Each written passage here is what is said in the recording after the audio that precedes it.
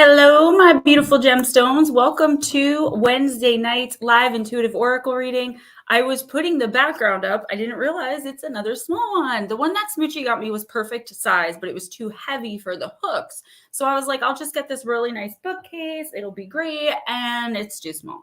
So the background ordeal / fiasco continues. Guys, thank you so much for coming and hanging out.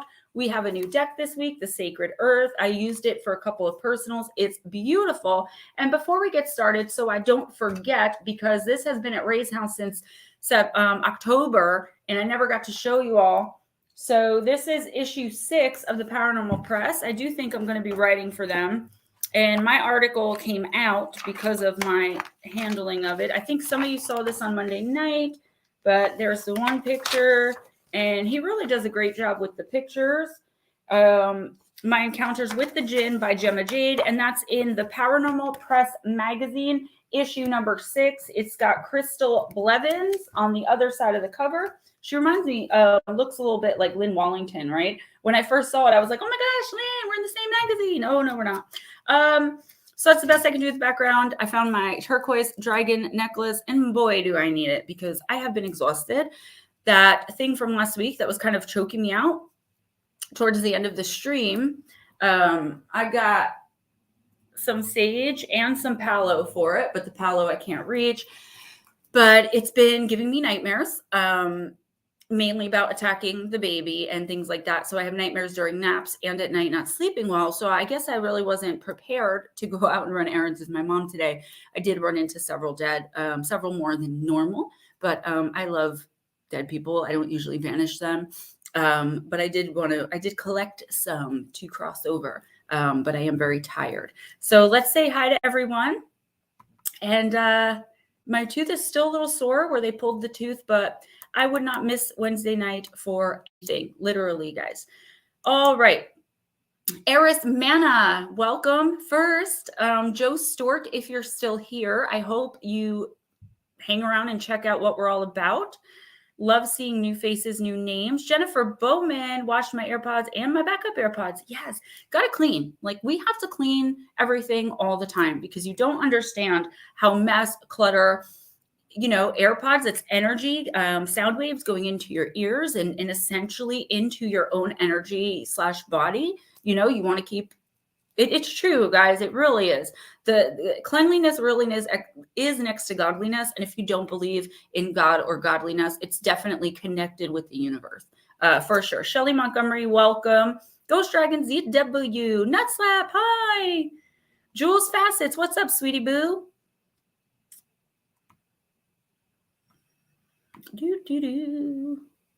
Bacon for the chat, yes.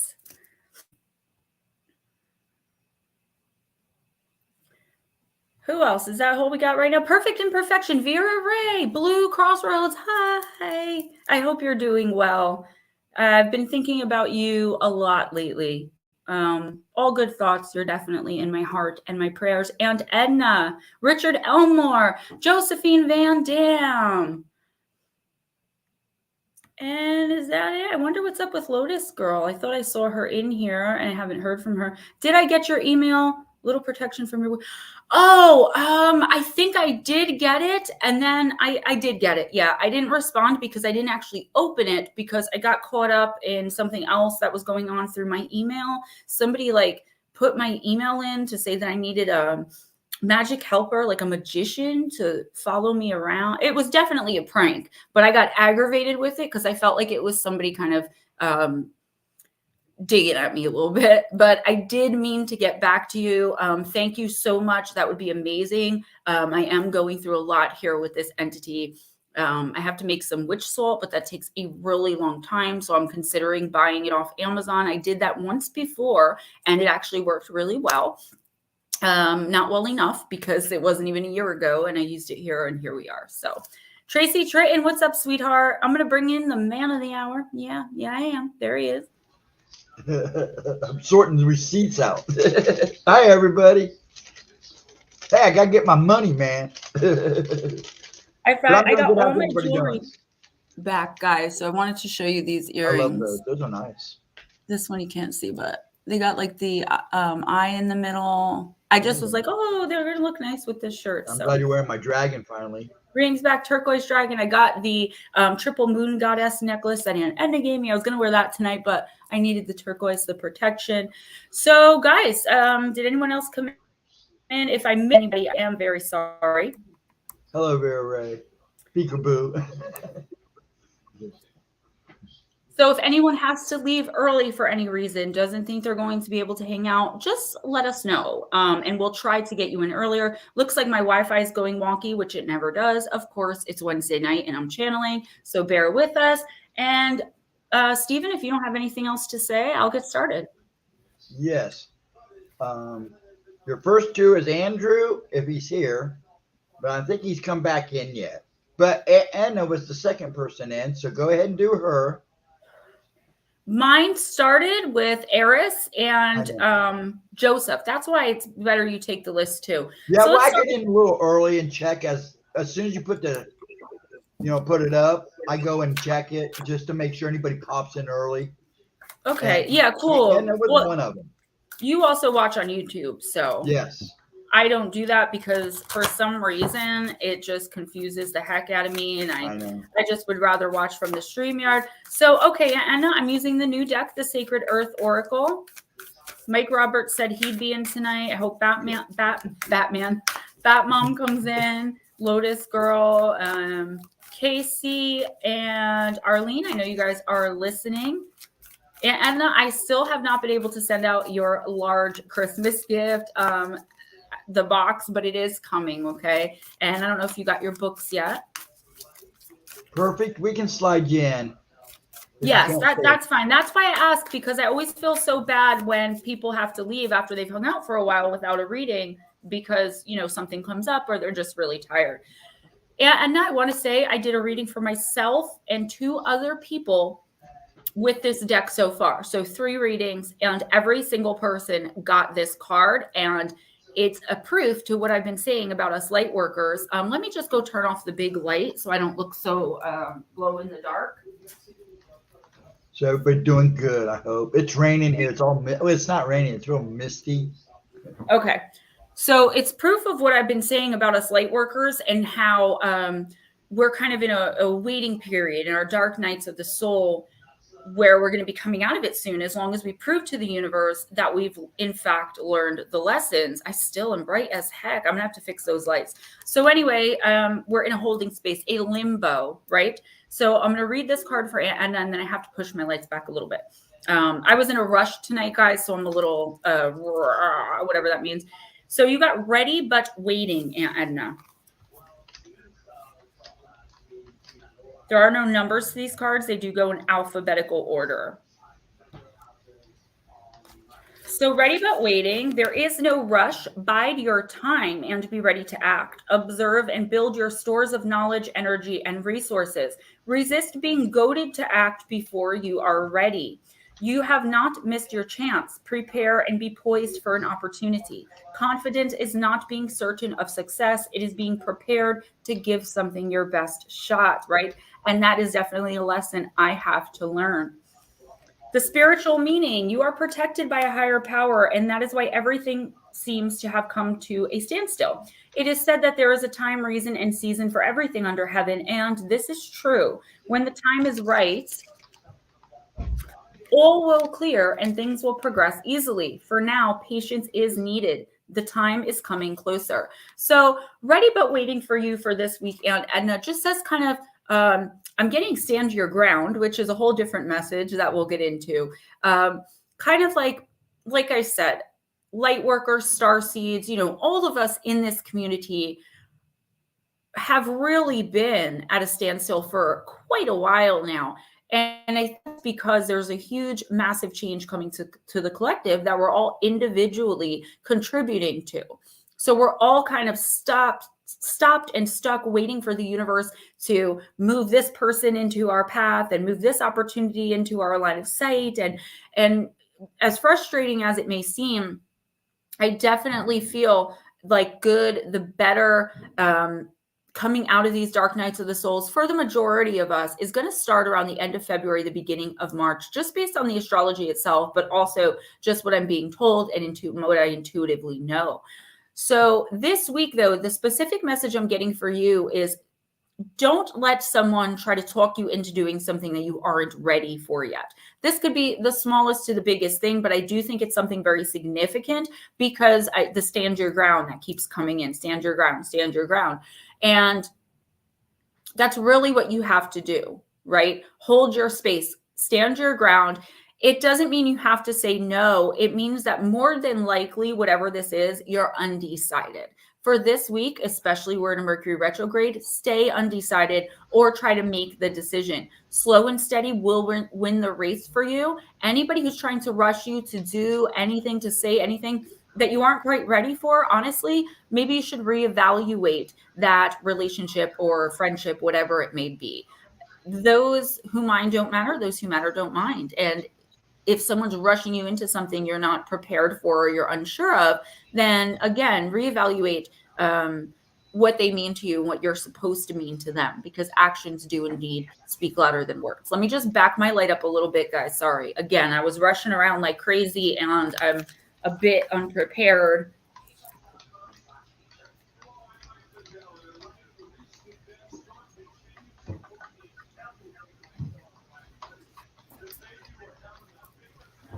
Oh, much better. Okay. Who's next? We're going to go ahead and do perfect because I don't know if Jennifer Bowman came back yet. Okay, who put a super in? Oh, nuts that. Thank you. Thank you. You guys make my life so much better as well. I don't really even think you have an idea. If I start to go like audio weird, video weird, let me know, because the Wi-Fi keeps going from perfectly fine to 2. So I'm sorry. Who was it? I'm so sorry. We're going to go ahead and do perfect imperfections since Jennifer Bowman hasn't showed back up yet. And then we'll do Aries. All right. I'm going to use the Alice in Wonderland Oracle for you, Jennifer. Nutslap, thank you. Tremendous thank you to you. I do appreciate the donations. And of course, you guys spending your time here with me every week, because without you all, we would not have a show. That's a fact. I have to start focusing myself on the bigger picture and stop worrying about the journey so much. How is this going to happen? How am I going to do this? How am I going to do that? Why? I do it too. I'm guilty of it. But as long as we catch ourselves and bring ourselves back to reality, we're all right. Jennifer, you got messages for a rabbit. Service to the animal world. Card number 15. Within this card, Alice finds herself fetching gloves and a fan for the white rabbit. I wish my light would make me look just like that. That's how I look in like person, not like this. Oh my gosh, I got to do something. I look no good. All right, guys, I'm sorry. Shiny, aren't you? I can't.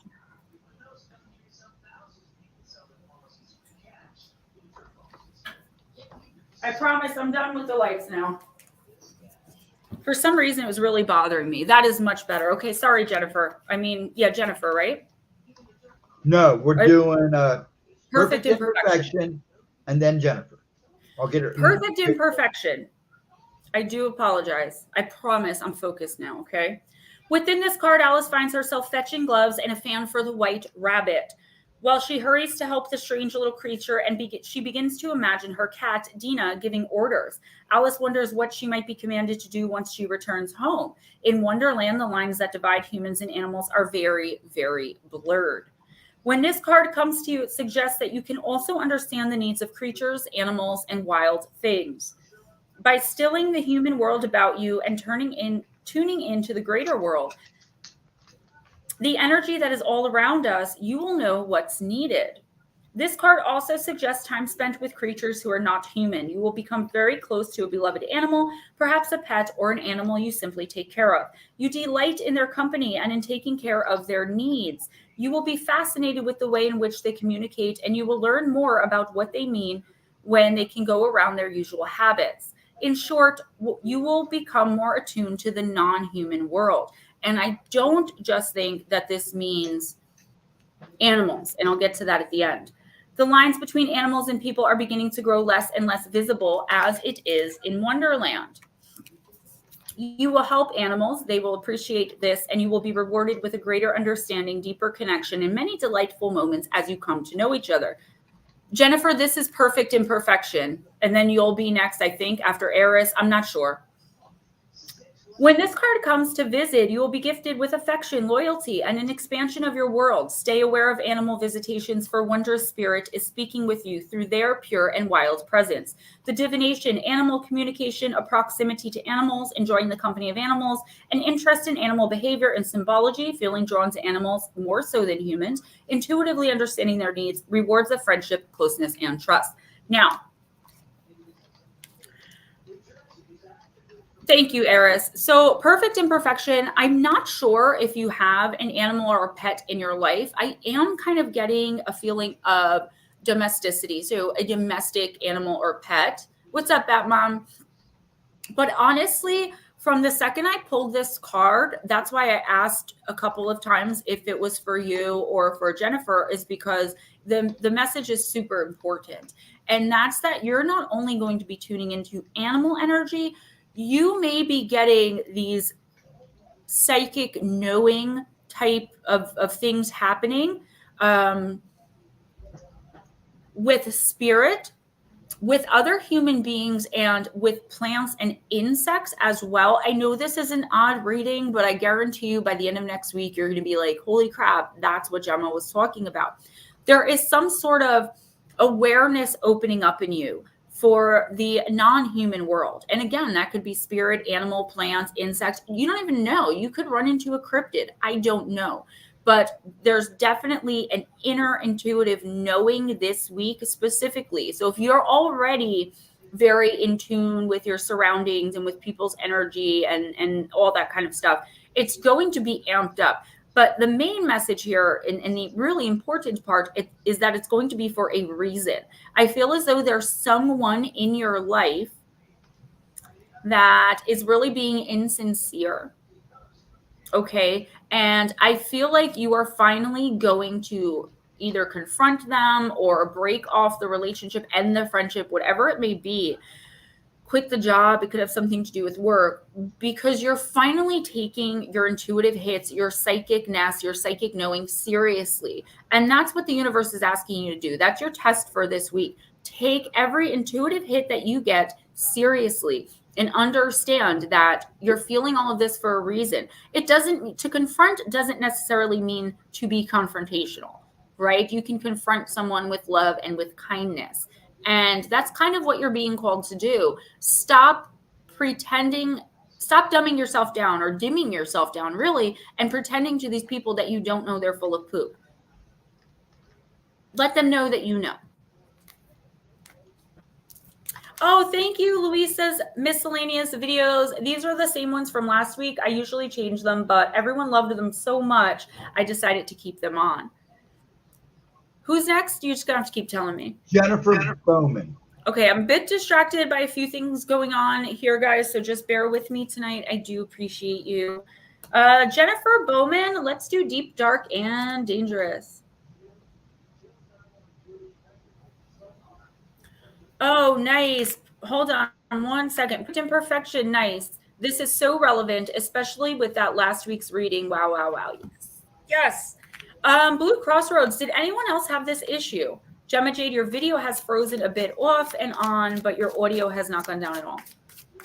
Yeah, a little bit. I'm seeing it too.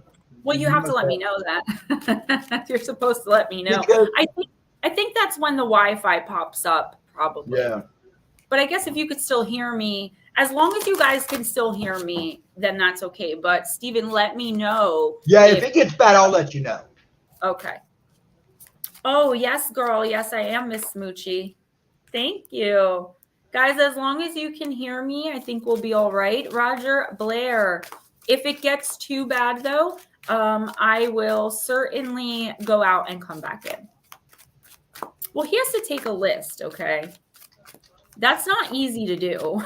No, it's not. Crazy sometimes. No, I totally get it, hon. I'm It not, I'm does just, get crazy. that's what I do. That's what I do. Nobody else can pick on Ghost Dragon. All right, now this is Jennifer Bowman. She hits me hard too. You want another? I told you not to mention it I publicly. just want my waffle. All right, we shouldn't joke about that because there's going to be that one person that's like, I'm a victim of domestic violence. I'm a domestic violence survivor, guys, so I'm not poking fun of it. But there will be that one person. It's happened to me before. As a matter of fact, last Thursday's Chillaxin chat where I read from my book, I was reported and got limited monetization. Yes, she does look good tonight. Oh, thank you guys so much. I was feeling spicy. Yeah, Edna, right? That's what I said to him. He sent me a picture. Oh, A lot of thank good you. news today. So Louise says, are you new here? I was just going to ask that.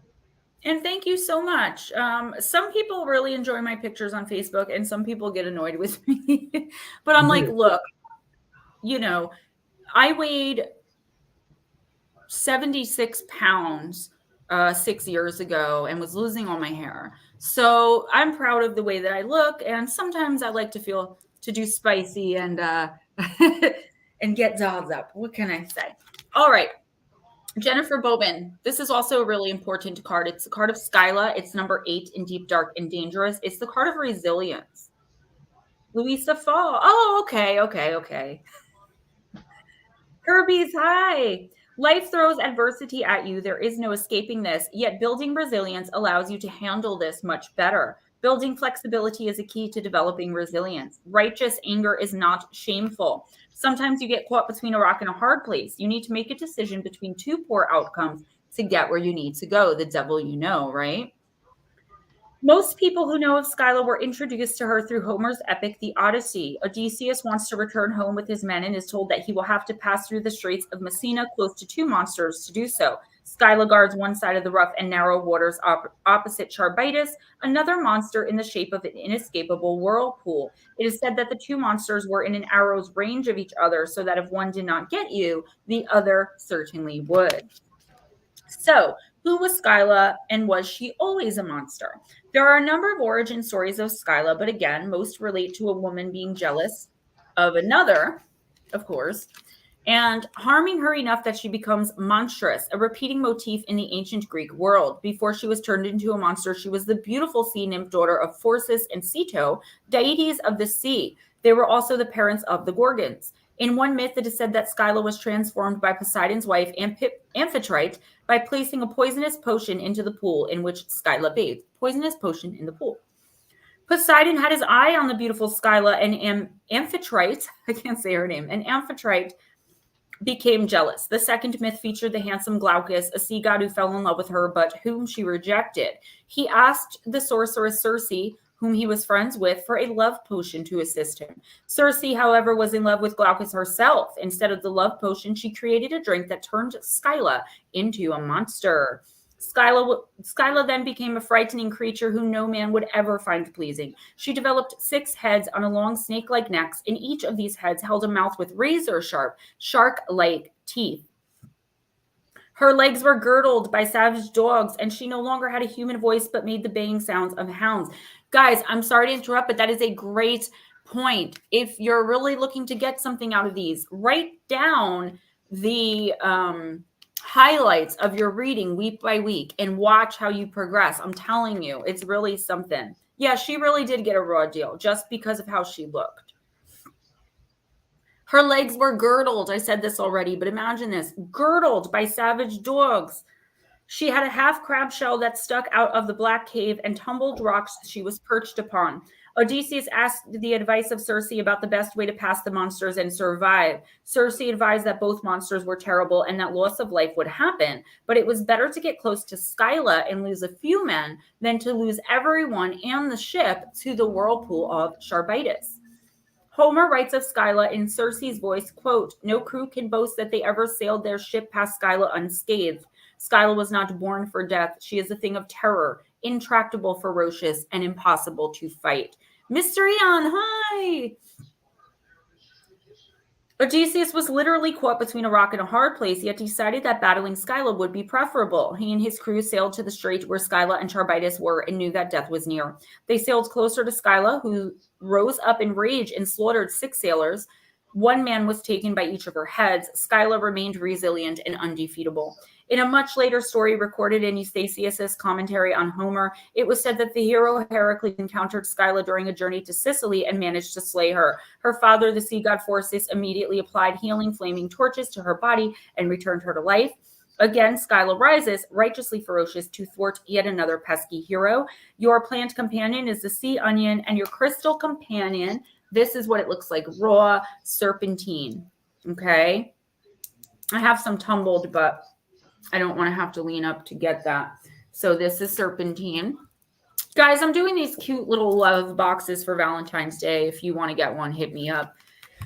So, Jennifer, this is an important card. This is a card about finally taking action, okay? Being caught between a rock and a hard place.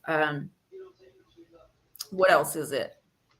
The devil you know is better than the devil you don't. The lesser of 2 evils. We have to remember the lesser of 2 evils is still evil on one hand. On the other hand, and for you for this week, there really is, you're kind of in a lose-lose situation. So what you have to decide is the choice that you're going to make, how will it best serve you in the future, right? Neither of these choices is going to serve you now. And both of them are probably going to seem impossible to make. But the universe is telling you that this week, between this week and next week, it usually gives you a little bit of leeway time depending on how long it's been since you've actually started learning the lesson. Your lesson for this and next week is to finally make a decision between 2 things. Either could be more than 2, but there's 2 main ones here. It could be between 2 lovers, 2 jobs, to anything where there's 2 options or more. It's time to make that decision and understand that there's never going to be a perfect time. There's never going to be a perfect solution and or outcome, guys. It's just that's not how the universe or the world works. So the universe wants you to act, Jennifer, and it wants you to do it soon. Okay, stop overthinking everything. TD Dean, hi. Okay, Eris.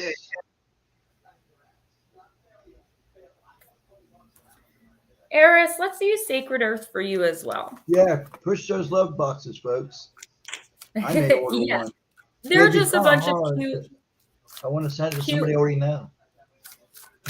They're just a bunch of cute little Valentine's Day things, and obviously crystals and scents. But I'll definitely put in some other cute little Valentine's Day stuff. Because otherwise the only one I'm sending one to is Steven.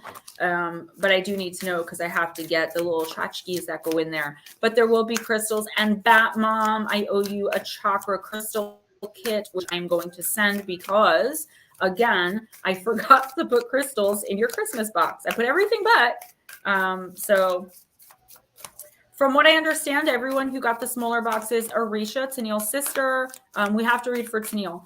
And Nutslap and Batmom, they're going to be arriving on Friday. This definitely speaks to me. I'm really in a lose-lose, but I'm looking out for me in the long run. It's to quit my job and move in with boyfriend or stay with job and not move. So the universe is prodding you to make that decision and soon. Don't keep procrastinating. Okay, if there's one thing that always gets us stuck in a rut or yeah, I do too, Jennifer. I totally get it. If there's one thing that'll keep us stuck in a rut, that is procrastinating. My brain is like procrastinators meeting postponed indefinitely, honestly. All right. Eris, you got the card of discernment. The books, films, and people you choose to spend time with subtly feed your beliefs about how the world works. Choosing good food means your body can absorb all the nutrients it needs for optimal health. The same applies for the information and attitudes you surround yourself with. Be selective about the movies, books, and conversations you have. Give yourself the opportunity to absorb higher thinking, greater visions, and deeper love. Oh, you're so welcome. Thank you. Breathe in the Divine Mother's deep love for this world. Surround yourself with works of peace and compassion. Take on the beauty and joy of living. Increase your concentration of love, and it will naturally flow out into the world from high to low, following the channels to where it is needed most. The energy you foster in yourself and in the world is a choice. Be selective, Eris, and choose love. Yep, I'm right here, right here. Driving me nuts. Driving me absolutely insane. Okay, Eris. So here's the deal, much better with this card, okay? The universe is just giving you a reminder that when you hang around garbage, you start to smell like trash. And that's not something that I say in my life. That's something that's definitely channeled. I feel like it's not so much the people you're surrounding yourself with now, but people who could be coming in, okay? People who could, there could be like a person, I'm seeing more of like a group of people, and the way I'm being shown it, and this is not a literal scene. I mean, it could be, but more than likely it's just showing me the type of person, but I'm seeing a bunch of rowdy drunks in a bar, banging on tables, spilling beer all over the place, smacking the waitress's butt. That's how they're showing me. I can't see it. That's how they're showing me the person or people that are about to enter your life. And I do feel like there's an introduction from someone you already know. Oh, Eris, thank you so much. That means so much to me. So if you don't know a person like this, a person who makes you maybe a little bit uncomfortable when they talk about their beliefs, or a person who's always trying to push you to do the wrong thing, if you don't know someone like this, or if no one comes to mind immediately, that means that someone's coming in the next week or two, being introduced by a friend or someone you love, someone you trust. I really want you to take your time when letting new people in, at least for the next week or two. Don't, I feel like this person is going to come off as very interesting. But then once you get to know them, you realize, they've got a lot of problems that you just don't need to deal with. Kind of the guilt by association thing. I could see you getting somehow inadvertently mixed up in their trouble. And that's where the warning comes in. The universe is telling you to use your own discernment. Don't just go by what other people say in any areas of your life, but especially with new people you're being introduced to. Hey, Mike. Okay, Richard, I know you're there. You're coming up. You're like the last on that list, so stay tuned. Okay, Shelly. Miss Shelly. We're going to use the Shaman's Dream. Ooh, wow, look at that card. Ooh, I like that. Hi, Latro. Virtual Hello. hug right back. Thank you for popping in. Hit the like button on your way out, please. Oh, thank you, Shelly. That's so sweet.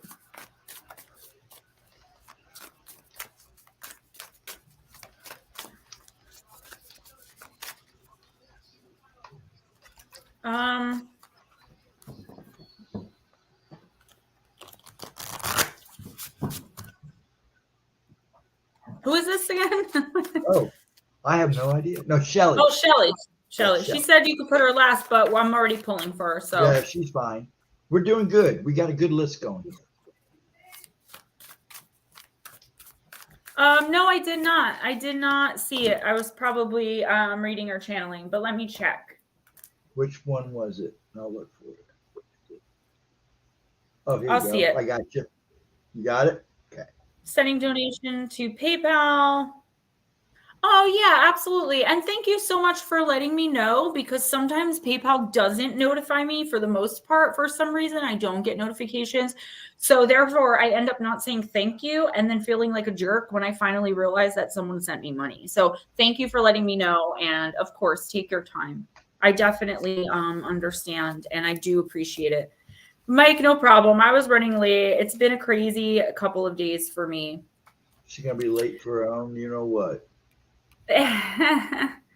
The Farther Gate. Okay, Tracy, I'll check it out after Oracle. Finally texting. Yay. We finally made it work with my crazy never getting back to emails. And last week I didn't take a break. That's why it ended up not happening. And I didn't remember until like 3 days later. I was like, oh my gosh. Shelley, the farther gate, the next experience, legacy, evolving, bold steps forward. When the farther gate card shows up, it is a clear call to lift your eyes to the horizon and begin to walk toward your future.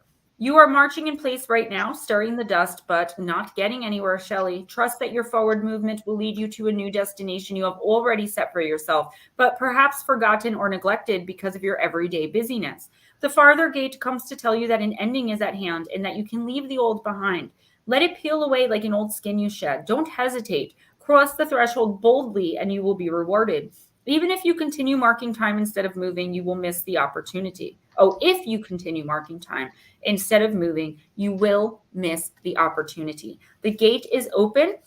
The next landscape of your life is within reach, but the window of time to pass through it grows shorter. Do not dilly-dally. A gift of the farther gate is to bring you to the fullest expression of your gifts, perhaps for the first time.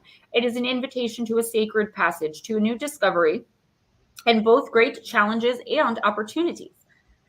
Hey, Vixen Doe, it is not a graduation. There are no rewards other than the exploration itself. You have been a farmer far too long, tilling the hard soil that now bears so little fruit for you. It's time to put on the explorer hat once again. Miss Shelley, this card could not have been pulled for a more deserving person. Like, this is your card, girl. And this has been your card for the last year at least. The universe is saying to you, now is the time to get out of your rut. Now is the time to start taking steps forward. Now is the time to not hesitate anymore. I talked about this, I think a lot last week, either in Intuitive Oracle or in one of the other Chillax and Chat live streams. It's like, we're always thinking like, how am I going to do this? You know, I put it like leaving an abusive relationship. Where will I go? Who will take me in? How will I make money? All these things that force us down and force us to stay in these uncomfortable, abusive, negative, lower vibrational, lower frequency relationship situations, etc. It's not the time for you to do that now. The universe is telling you, we got you. I got you. Go. Do it. Just you're the fool at the beginning of the tarot journey. Take the leap of faith and do it this or next week. Once this opportunity comes in, you don't have time to think about it.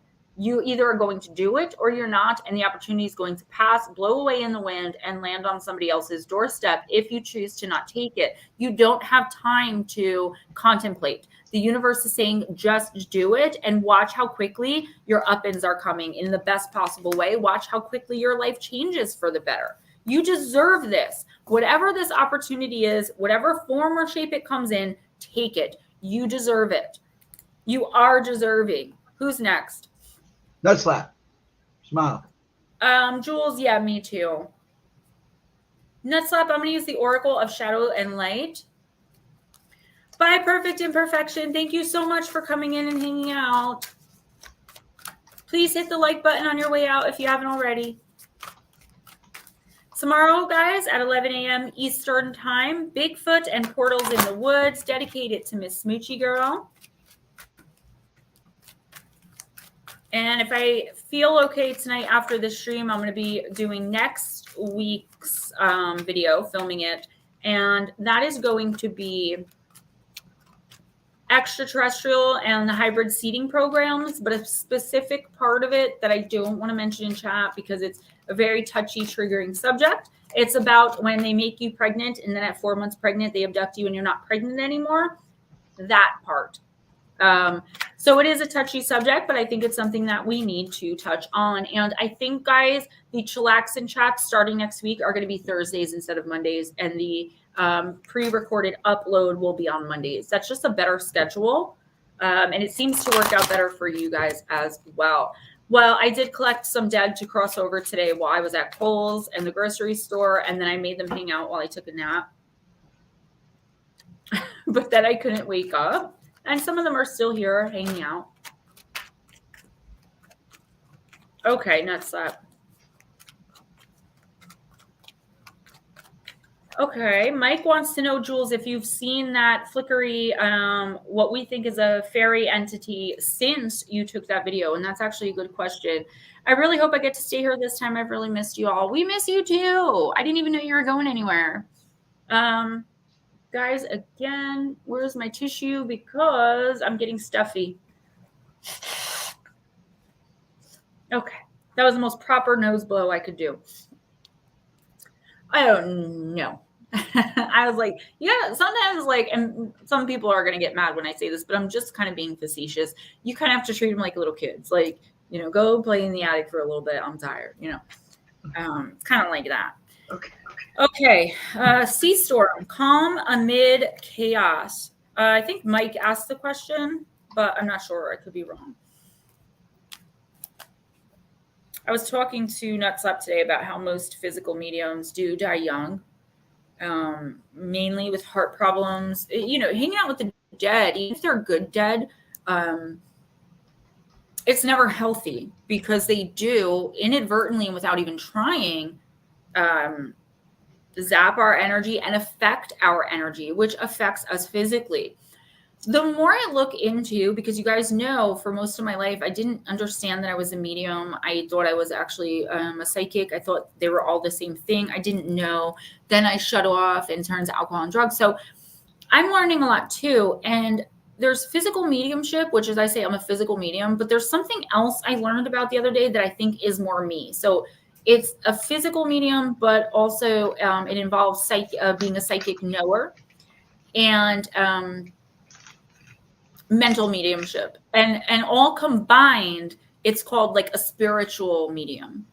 I think that's more what I am. And the more that you protect yourself and the more that you're in tune, could be the difference between life and death at 40. Do you know what I mean? So it's important that, especially people like us, whether you can communicate with the dead or not, light workers who draw the dead inadvertently, whether you know they're there or not, really keep ourselves as healthy and pure as we possibly can. Nutslap, card number 32, Sea Storm, calm amid chaos. Even though the seas are wild, the atmosphere is torn with stabs of lightning, and there is no land in sight, the sea storm being is following her intuition, and she will know what to do to make it home. Lightning won't strike her, and she will keep swimming until she reaches land. She seems slightly in a trance and is using her inner wisdom and deep knowledge to swim home. She is from Atlantis, where she saw beings doing things that would lead to destruction. She has seen how their hubris led to this upheaval, and her home has sunk under the waves. She now goes out in search of her new home. So too can you.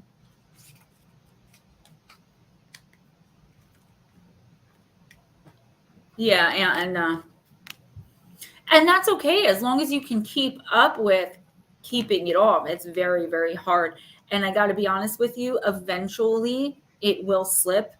And then you have a lot more that you're going to be dealing with. But if you ever want to talk about that, you have my number, email me. I am here for you, especially when it comes to those matters, because I understand. Sea Storm speaks to you, Nutslap. You are surrounded by storms, wild moments, and a great deal of emotional drama at this time. The world you know may be changing in almost unrecognizable ways. There is destruction behind you, and you have left it in the past, but you are still searching for your new home. You will find it if you turn inwards and listen to the inner knowledge that will send you in the right direction. Don't look. Don't look like with your eyes. Look with your intuition. You are a shapeshifter, and you are able to make it through this time with no land, no home, and no apparent rescue by trusting that you will make it. We literally discuss this every day, me and you, every day. This is a time of upheaval and great change, but if you tune into that deep inner voice and follow the radar you have built into your very cells, you will find the way home through all this chaos and wreckage. The old world is gone. The new world is yet to be found. The journey will continue for some time, but trust. It literally says this, trust and follow your compass. Follow the compass of your inner guidance. Listen, check in with your wisdom, then go in that direction. You are more adaptable, more flexible, more able to survive. Realize. I see my video messing up a little bit. I'm sorry, guys. Just a little bit. Interest in the lands of Lemuria and Atlantis and memory of these lands may be resurfacing. So that's interesting. I've done some videos on Lemuria. I may have done one on Atlantis, but I'm not sure. And you could, once you're ready, and it probably won't be for a while, but invest in one of these. I was lucky enough that Miss Be Kind sent me this gorgeous specimen of Lemurian seed crystal, okay, as a kind of like a Christmas gift, but really just a friendship gift. And it has the secrets of the Lemurians in it, okay? I'm getting more of an Atlantis vibe from you, not just because of the card, but I've always kind of felt that with you, whether you're from there or not, or it's in your ancestry. I don't know. But I feel like for this week and for the next week, a few weeks, there's opportunity for change that's coming in, but it's coming in subtle and slight ways that if you're not paying attention, you may not notice. There's a great opportunity for you to move forward in life in a way that is better than what you ever expected. And it is on the horizon. Again, end of February, beginning of March, when the energy starts to shift more toward the light workers direction. But Nutslap, I feel like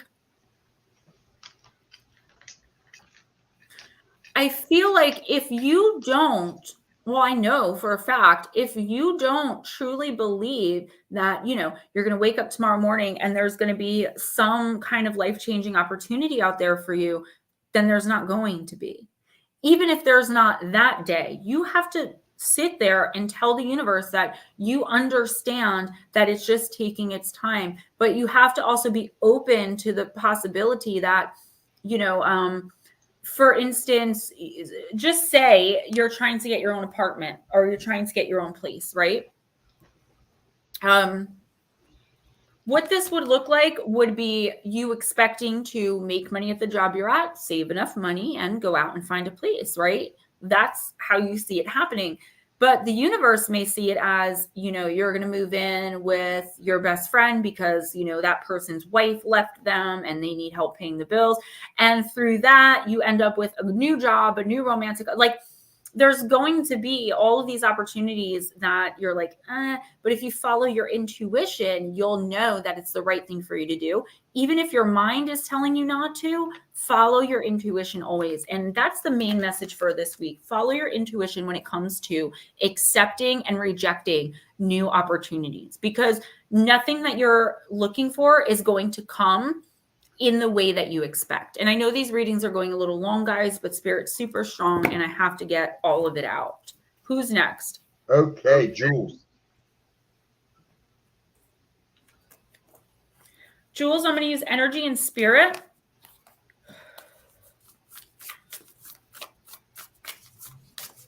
So, Shelly, you're going to Egypt? Is that what I'm reading? That would be awesome. That is amazing.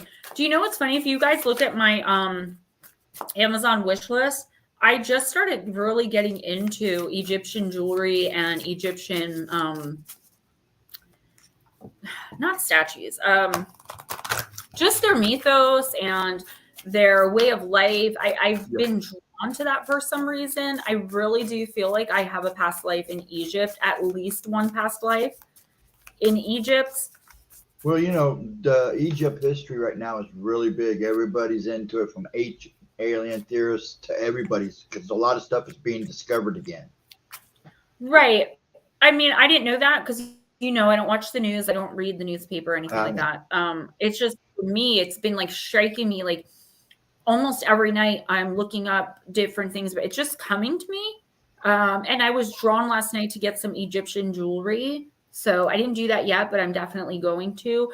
I'm supposed to wear a piece. I don't know. It's this weird message that's coming in, as happens sometimes.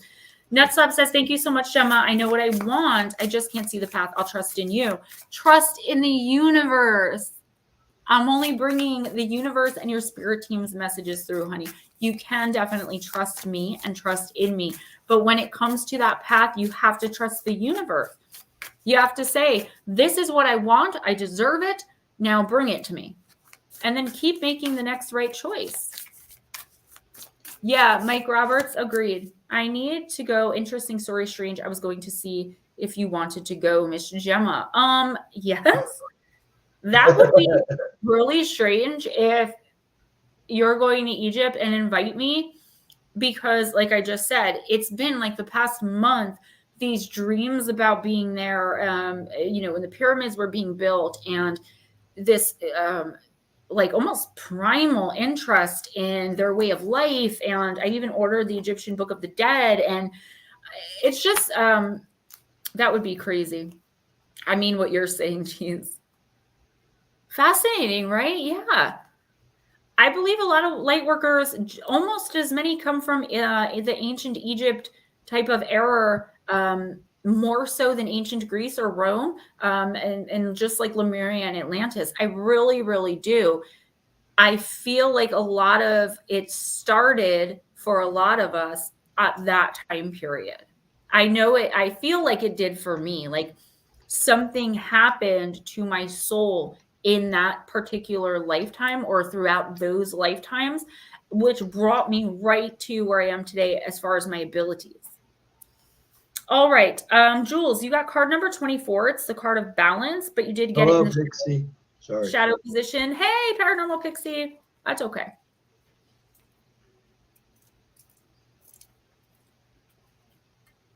I'm not supposed to be using a straw, but I mean, he said for the first day, but I'm taking it easy. You should be okay by now. All right, Jules, centered energy and self-care in the reverse. The balance card reversed indicates that at least one element of your life is significantly out of balance. Perhaps you spend all of your time caring for someone else or are overly focused on your work or hobbies. If so, it's time to consider more honoring options. Of course, there are times when things must be temporarily out of balance, such as when a loved one is sick, but you can tolerate dismissing yourself for only so long. When imbalance becomes a way of life, you invite the universe to totally disregard your needs because you're already doing it to yourself. Remember, the universe bounces back to us what we put out to it. Self-neglect, you got it. You must reverse these patterns. Even if it feels difficult, start setting some boundaries and carving out time for you. Make sure you bring balance back to your physical life as well. Eat more nutritious food, drink plenty of water, and get some regular muscle movement. Your soul has come for a purpose, and part of that purpose is to learn how to love and care for yourself. Choose balance, and you choose your soul's priority. Affirmation: I balance my time and my priorities. It's safe and soul honoring for me to care for myself. Definitely putting yourself last a little too much here, Jules, a lot too much. When this card comes up, it's the universe's way of saying, hey, now you know the reason that we're not helping you with anything. You're not helping yourself. And that's not a judgment or an indictment. I feel like you're just helping others too much or giving too much to a different situation because you're an empath, because you're a light worker. That's literally what we do. We will drain ourselves down to nothing and be crawling on the ground to give someone our last penny. Do you know what I mean? Like it's like, here, I have one drop of energy left.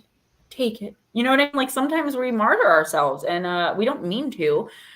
This is the universe snapping you back into reality that you need to start doing things for Jules. Doesn't matter who likes it and who doesn't. Okay. It's a part of your process here. It's a part of your journey throughout lifetimes, not just in this one. Every lifetime, we're supposed to love and care for ourselves. Okay.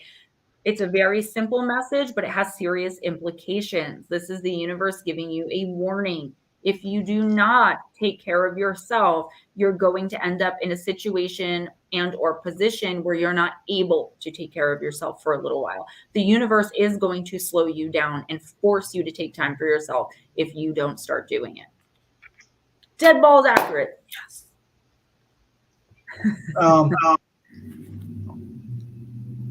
Is Vera Ray still here?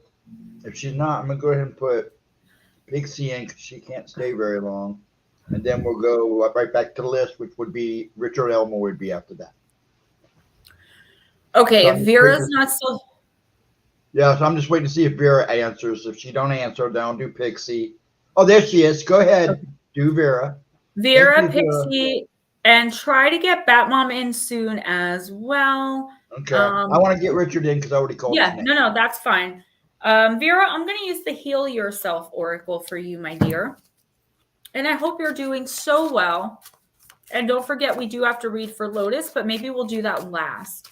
Yeah, I'll make sure I write it in the comments too. Okay.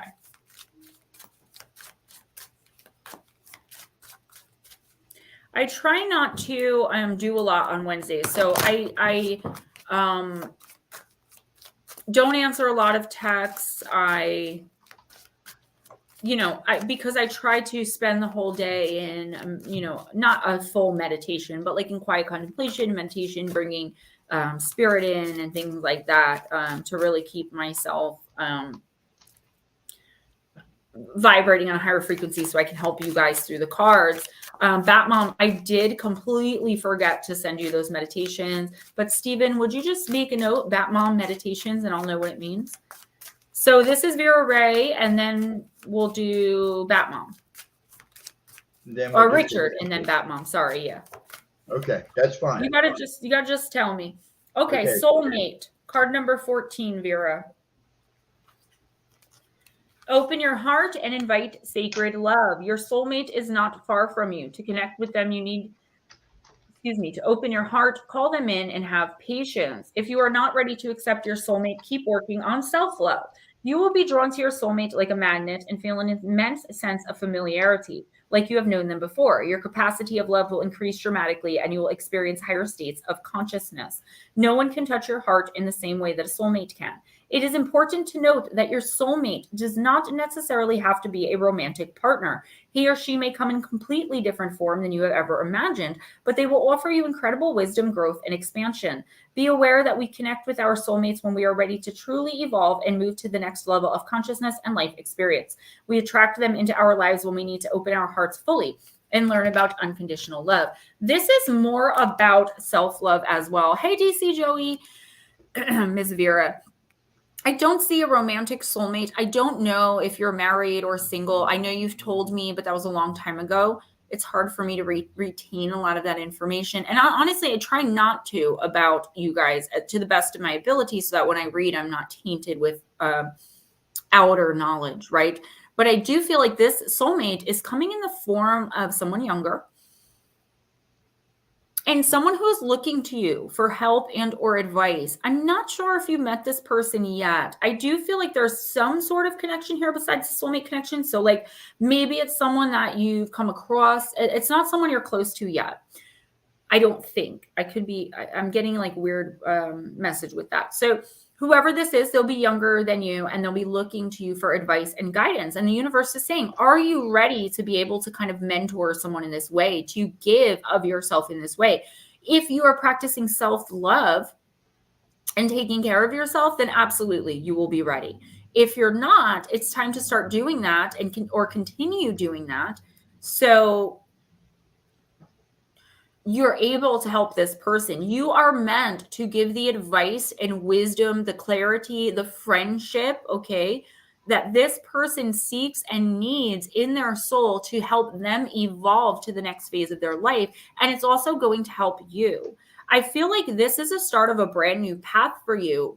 The feeling you're going to get out of really helping somebody in this way is going to change your life for the better in quite a few different ways. But first, you have to be open to it. So make sure if you're not already, and I really hope you are, you're practicing self-love, you're taking time out for yourself, you're caring for yourself. That's why when I send gifts to women, I usually put some sort of bath salt in there, whether it's a homemade mixture or something I bought at the store, because that is a great way to practice self-love. A little rose petals, a little bath salt, maybe a little Al Green there in the bathroom. I'm just saying. But really, though, honestly, love yourself, take care of yourself, do things that you enjoy, okay? Being out in nature, regardless if it's cold or not. When you say nature, people always think you mean walking in the woods. And that's not true. Nature can be the beach. Nature can be, the mountains. You can go skiing, just get back to Mother Nature. She is beckoning to you. And you have all the wisdom this person needs. You just have to be confident in yourself. And if you love yourself the right way and you're taking care of yourself, you will have or find that confidence, Miss Vera.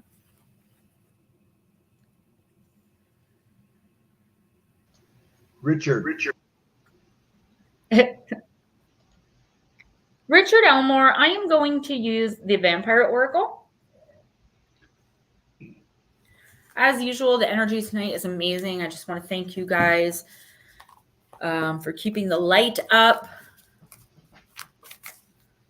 It really makes a huge difference when we're all going through some sort of personal hell and we come in to the chat. It really does dim the energy, and we can't help it, but it makes it a little bit harder for me. I can always tell when the majority of us are really experiencing some major lower vibration because it affects the way spirit comes in. I'm okay because I have enough energy and I know how to channel well enough that obviously I get it done. But it makes it so much easier when you guys come in just roaring to go and so supportive and just beautiful souls. You guys are all just beautiful souls. Richard, you got free will, sovereignty, independence, and free spirit. Card number 23, my favorite number in the Vampire Oracle. The vampires speak. One of the ironies of the vampiric life is that many of us who have become this unnatural yet very much alive creature did not choose to become this way. We were turned, created, transformed, and oftentimes it was against our will. And so we wish to speak to you through this card of the sacred nature of free will and of consent.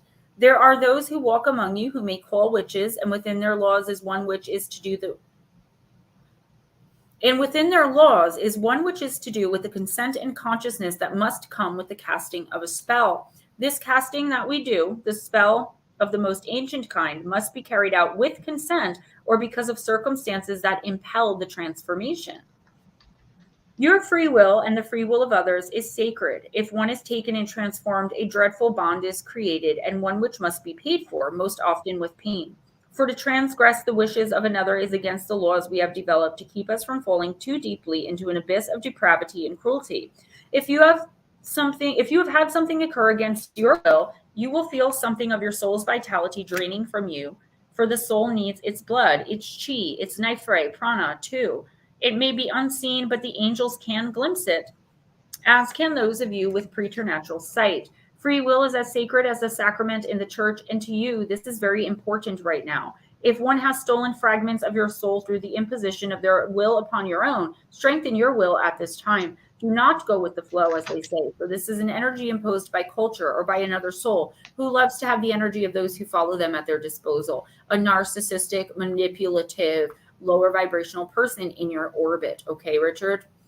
Blessing, you know now that to do something against the free will of another, to withhold or to connive to take from another what they need to make a full decision, is a kind of sin. And when one steals this right from another, a bond is developed between the two. Perhaps not immediately, but a reckoning will be made and a debt will be paid. You are considering how best to respect this right while achieving what it is you wish for in this lifetime. Simply respect this law, and all that comes to you will bring great blessings. The curse, the negativity that is created where there is deliberate and thought out interference with the free will of another, is not to be taken lightly. And of this we say, be prepared for the length that comes, and the day the cord of energy will suddenly tug at you. Do as you will, as the wise sage says, but harm ye none. Something will be taken, but do it for selfish reasons, for the delight in thwarting another's will, manipulate and deceive, and it will haunt you as surely as any ghoul in a decaying corpse yard. Do not allow this taint to become yours.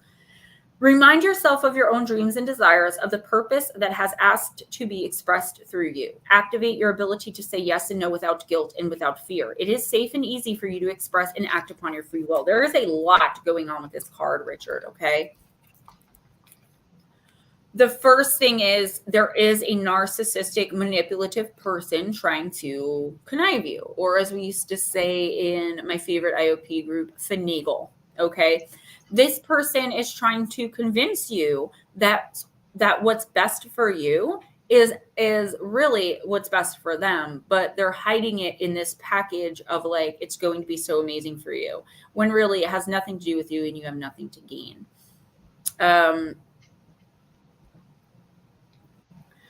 I'm also getting, though, that there's a decision, and this kind of goes along with it, Richard. There's a decision, a really important decision that you've been kind of mulling about for a long time. If that's not the case, it's coming in and it's like, what do I do? Oh my gosh. Make the decision on your own. The universe is willing to give you the time to sort through everything and to really figure out which way you want to go with whatever this is. Do not take any advice from anyone else. There are several people around you. They're not doing it in this case to see you suffer. They're doing it because they feel like if you go one way, they'll suffer. They think they have your best interest at heart. They really don't. It's your job to make whatever this decision is, okay? That's message number one. Do not, I mean, you can go to others for advice, but don't be pushed in any direction. If you feel like, oh, I don't know yet, and they're like, come on, just call and accept the job now. Do it now, and you're like, then don't do it at that moment, okay? Stand your ground. Let people know, like, hey, I appreciate your advice, but I'm still not sure what I'm going to do. The second, and this is probably possibly even more important, be careful who you trust with your secrets this week, okay? There is someone in your orbit, a snake in your grass, we haven't had one of those in a while, who is literally looking for something to, like, embarrass you with, or looking for that little piece of information they can spread around and kind of destroy you with. For some reason, this person has bad energy. They're holding a grudge against you. With that being said, if you know who this person may be, try to make an amends if possible. But do not be pushed into anything, pressured into anything, connived into, or manipulated into anything, okay? Even if it, and I don't know why this is popping up, but even if the person is a beautiful woman.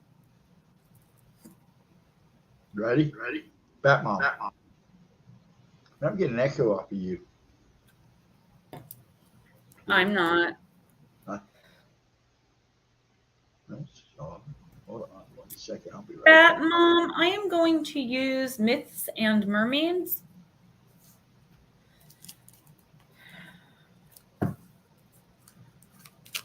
Crippling.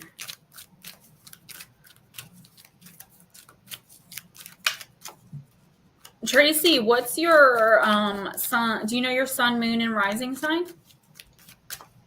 My 4-year-old is a triple Cancer. Total mama's boy. They all are. Ghostdragonzw is echoing. I wonder why I'm echoing. Echo. All right, Batmom, you got stranded. Must have been because I finally emptied my head out. Card number 38. Alone and stuck in a gnarled tree on a deserted island, a melancholy mermaid stares into the distance, oblivious to the sunset that's rising behind her. She is pale and lost in a reverie. She is isolated and lonely, but why? Divination message: stop isolating yourself, Batmom. You may feel deserted, but it is a self-imposed isolation. What you see as rejection is all in your mind. Others are not avoiding you. You are avoiding them, preemptively preventing them from rejecting you. It is not healthy to avoid relationships and interactions for fear of losing a loved one or of becoming embarrassed. It is time to step off the island you have created for yourself and join the rest of society. Make contact with a friend you have been avoiding, go back to the classes and meetings you bowed out of, and wisely invest in new modes of communication so you can talk once again with the world. The world is waiting for you. It's up to you to take the first step. Great opportunity presenting itself very soon, but not if you're sitting at home doing nothing and avoiding the world. Not a judgment or an indictment. As you guys know, I am the biggest hermit of them all. I prefer to spend my time in my room with the dead. So not judging, definitely. Batmom, get out this week, do something. Even if you take yourself out to dinner, go window shopping at the mall. Like, there is someone you need to meet who is going to end up presenting an incredibly amazing opportunity to you. But if you don't get out of your house, you're not going to meet them. You're not going to meet them online. You're not going to meet them over the phone. You have to get out and do something, preferably with a group of people or with another someone that you enjoy spending time with. Don't put yourself in the orbit of people that annoy you.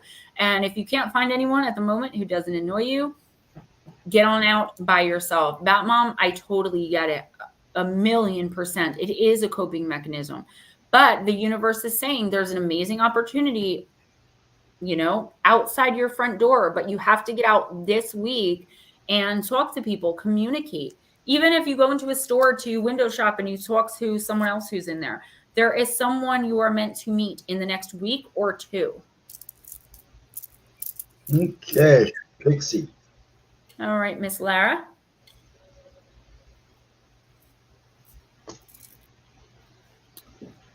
Let's use Divine Circus. I would never tell someone to go get drunk. Not a good idea. Don't want to be accepting opportunities when we're drunk.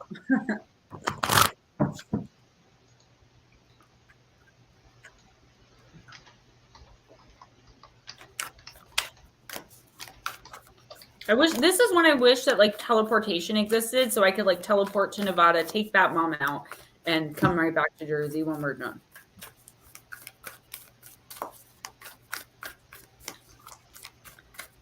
All right, Miss Sarah. Alice, card number 12. So let me get this deck over here because I want to use this, but if I don't see it.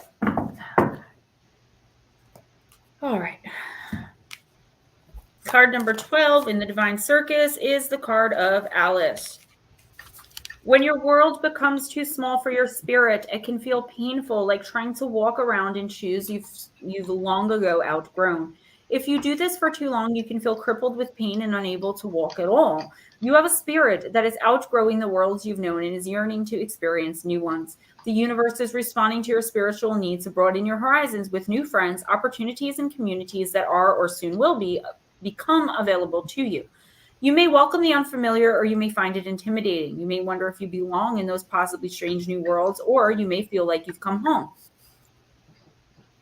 No matter whether it's just another world you are meant to pass through on your life adventure or a return to a true soul family you never knew you had, there is value in this next phase of your life path. It is essential to your overall life plan and divine destiny. When Alice appears, Lara, she brings a message that it's safe to enter into new worlds, whether those worlds are of ideas, new lifestyles, social communities, or other like-minded groups, or even other places. As strange or unsettling as it might all seem at first, you'll soon learn the ways of those other worlds and you'll flourish. Alice also indicates a time when your perception is opening up. Intuition, insight, visions, and creativity will increase and flow, and it is recommended that you value those things rather than dismiss them as imagination or fantasy, which we know you won't. You are encouraged to follow that which is novel or unusual, that which seems to take you into new worlds rather than making do with what already has been. Following those initial inspirations will open doors for you and gain you entry into entirely new and exciting worlds. You are ready for adventure, whether you know it or not.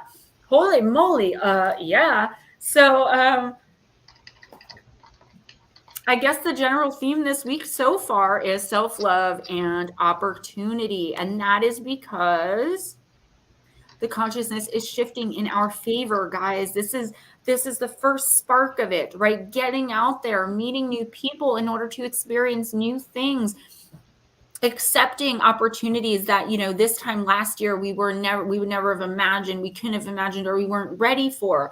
Lara, great. This is in line with what your mentor told you today. That's amazing, because you do need to get out. You do need to start experiencing new things, new people. And I'm also getting a specific message of like portals in the woods. Like, I don't know if you have a specific one that you go to, or if there's like a specific tree with a specific fae, whatever that is, and you'll know what I'm talking about. I can see it in my head, but I don't really know how to get it out.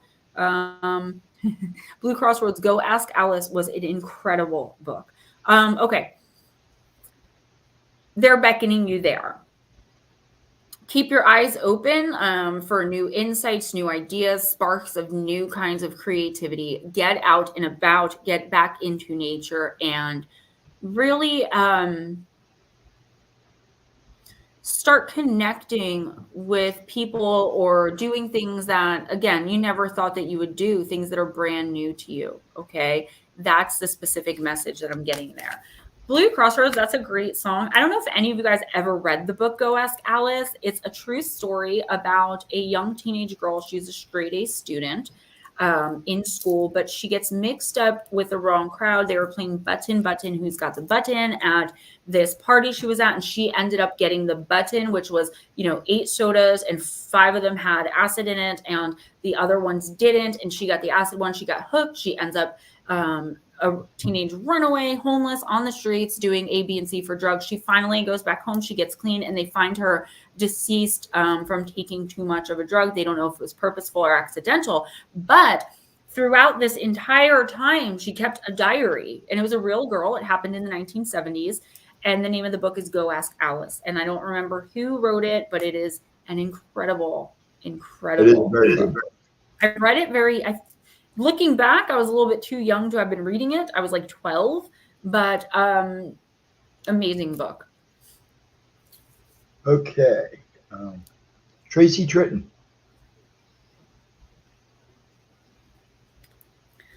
Tracy, I'm going to use the Oracle of the Shapeshifters. This is one of my first decks that I got.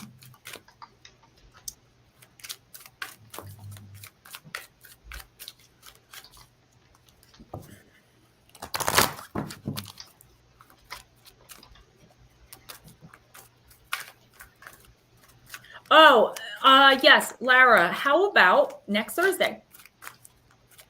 Text me. Next up, I've tried to explain what I've seen in the fairy portals specifically are very hard. I remember Dave Scott in one of my first solo interviews with him asked me if there's any movie or anything I've ever seen that comes close. And I actually said no, but the movie Avatar comes close to what I saw. But there are, billions upon billions. Oh, Lara, thank you so much. Thank you. I popped it up. We're both hitting it. Go ahead, babe. Okay. Thank you guys for all of the donations. They definitely help. Thank you so much. Okay, Tracy, you got Kitsune. I will show you whom to trust. Card number 2. I love these. They're beautiful cards. Lucy Cavendish, always. Kitsune is the Japanese word for a fairy-like fox or spirit being who shapes itself into the form of a fox. Kitsune are, without exception, very intelligent and can bestow great gifts and blessings upon those whom they travel with. You, for example. Tracy, Kitsune will also help you outwit those who would steal what is rightfully yours, falsely sell you something of no worth, or even try to steal aspects of your own energy, personality, and destiny. The older your Kitsune familiar is, the wiser she will be, the more you can heed her knowledge, and the more you can safely surrender to her leadership, at least for a time. Close your eyes for a moment and see your Kitsune. How many tails does yours possess? The number of tails indicates how many levels of experience your Kitsune has. Kitsune speaks to you. Trust me, people say. Over here, they beckon. I love you, others croon. But who of all of those beings seeking what you possess speaks the truth? I, Kitsune, can hear their true voice, and I can see the consequences of their plans before they have a chance to unfurl. I wonder if I'm a Kitsune. While it can hurt to know the truth, it is best to know the heart of those who would win your trust, your love, and even your resources. These precious gifts of yours must be protected. Your tender self must only be given where you will be honored. There are some who wish to deceive and manipulate you, and yet you do not know who they are. By welcoming me in for a time, I will act as a powerful undercover agent, and I will expose the tricks and falsehoods of others. I will never advise you to be false, but I will clearly signal to you when to stay silent, whom to avoid, and situations that need not be of your concern. I may appear in the guise of a helpful stranger or an insightful encounter, or as I do here in this card. Regardless of my form, I am your friend, and I will tell you the truth and show you where the trickster plays. Divination, you will have a series of coincidences in which you will stumble upon information that reveals what the best action is to take, whom you can trust in the current situation, and where best to invest your precious energy and efforts. Mike Roberts' avatar was closest to the fairy portal I entered, the first one. There may be darting red gold movement seen from the corner of your eye, or a smile and shining brown eyes glimpsed through the window. Japanese themes may make their way into your life for no apparent reason. Tracy, these are all signs that a Kitsune is here to help you. Kitsune often does assume human form. So if you have a new neighbor with a ginger cat or a golden colored dog, or a red-haired new friend suddenly appears in your life. Wonder if he may be your kitsune at this current time. Yeah, Blue Crossroads, I feel like this is a lot of what I usually try to do for my friends. Ditto. You will know by the being's strange behavior, like sniffing the air, high alertness, startled movements, and sudden action. A kitsune will ask you lots of personal questions and prod and provoke your boundaries. For the time this kitsune is assigned to you, and it is unlikely that it is yours for a lifetime, she will be true to you in all ways. Kitsune are often the go-betweens connecting the great spirit and those of us here in this realm. They are delightful, evasive, shy, friendly, and full of mischief, and they will protect you by sharing their secrets, the secrets they overhear with you. Okay, so red-haired friend. This card is telling you, just like I told Richard a few cards back, that there is definitely at least one person in your orbit trying to lie to you, manipulate you, pull the wool over your eyes, a wolf in sheep's clothing. I feel like you do. Hi, Jeanette. Really trust this person. If they haven't come in yet, I feel like you're going to really trust this person. I want you to really be careful, okay, this week specifically, of people asking you to invest in anything, whether it's money or time. And we shouldn't be doing this during a retrograde anyway, but you specifically, Tracy, okay? Also, following the advice of others. I would not take, if I were you, I would not take anyone else's advice this week. It's kind of the same thing that I said to Richard. It's like, follow exactly how you feel, when, where, and how you feel it. So if you're in a situation, I always use this example where everyone just introduced you to Bob and everyone's like, isn't Bob awesome? He's so great. He's so nice. And Bob is such a sweetheart, but there's something inside of you that's like, I'm not sure I like Bob. Get away from Bob. There's a reason your energy and inner knowing is telling you that. Okay. And that's the type of thing we're talking about here. If you do find a stray orange cat or someone, a ginger friend, all the better, and know that you can trust them. But the fact of the matter is, this is the universe simply telling you, don't believe anything you hear this week. Don't trust anyone's advice, and kind of go with your own intuition, with your own flow. Don't be pushed into any decisions. Don't be manipulated. There is someone here who's trying to manipulate you. And I feel like you kind of know who it is, but sometimes you just give in because you don't feel like calling them out on it. What's the harm? You know what I mean? They're only trying to get, it's just my best friend who needs a few bucks. No, it is a big deal because this person is purposefully manipulating you. You're also surrounded there. Well, I don't want to say you're surrounded by them. That's the wrong choice of words. I'm seeing like in your orbit, there's one or two people who are very, very energetically vampiric. So protect yourself with crystals if you can. Definitely spend some time in meditation this week, more so than usual. If it's not a usual thing for you, do it this week, because there's a lot of people pulling you in all different directions this week. And it's okay to be like, stop and just take a step back and take that time for yourself. Don't make any irrational or rushed decisions either. Okay, Smoochy, but I don't know if she's here, but I'm going to have you go ahead and do her anyways, and I'll write the time down in chat. Okay. Vixen Joe, yeah, there is a Kitsune Tarot. There's also the Kitsune Oracle. I'm working on getting some tarot decks as well, because right now all I have is horror tarot, but I'm doing well reading tarot. So that might be something new that I bring in when I start the anytime readings. I'm going to be putting them on Moon Bear Oracle and this channel. Until, whenever Moon Bear Oracle gets monetized, and that's going to be my tarot and oracle channel. There's going to be no comments, and the readings are monthly for each sign. So 12 readings a month. And for anyone, anytime you stumble across them, if it's 2026 and you're like, oh, I like that. That looks cool. And you click on it, that's for that time. It's a kind of meant to be type message. Smoochy is back. Smoochy, let's use Urban Crow.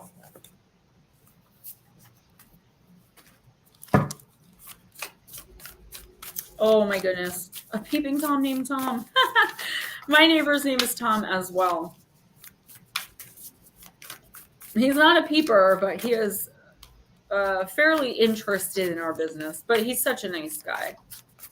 Oh, you're so welcome, honey. Yes, urban crows, not country crows. And once again, I want to thank you for the Christmas card and the cash. It helped me tremendously, as money usually does, right? Nobody, and there's not a single person in the world who doesn't need money. Can I show you guys something? You're going to love them. Hold on. In the hood. In the hood. Told you you're being invaded by them. You better watch your back.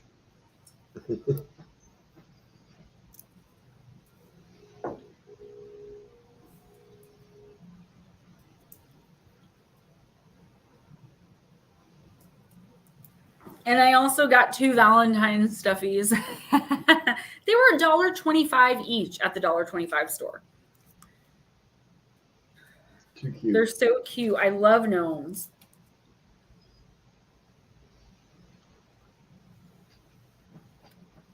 Smoochy Jinx, you owe me a Pepsi, girl, but I don't like Pepsi, so make it a Coke. Okay. You got the card of dominance. Stop.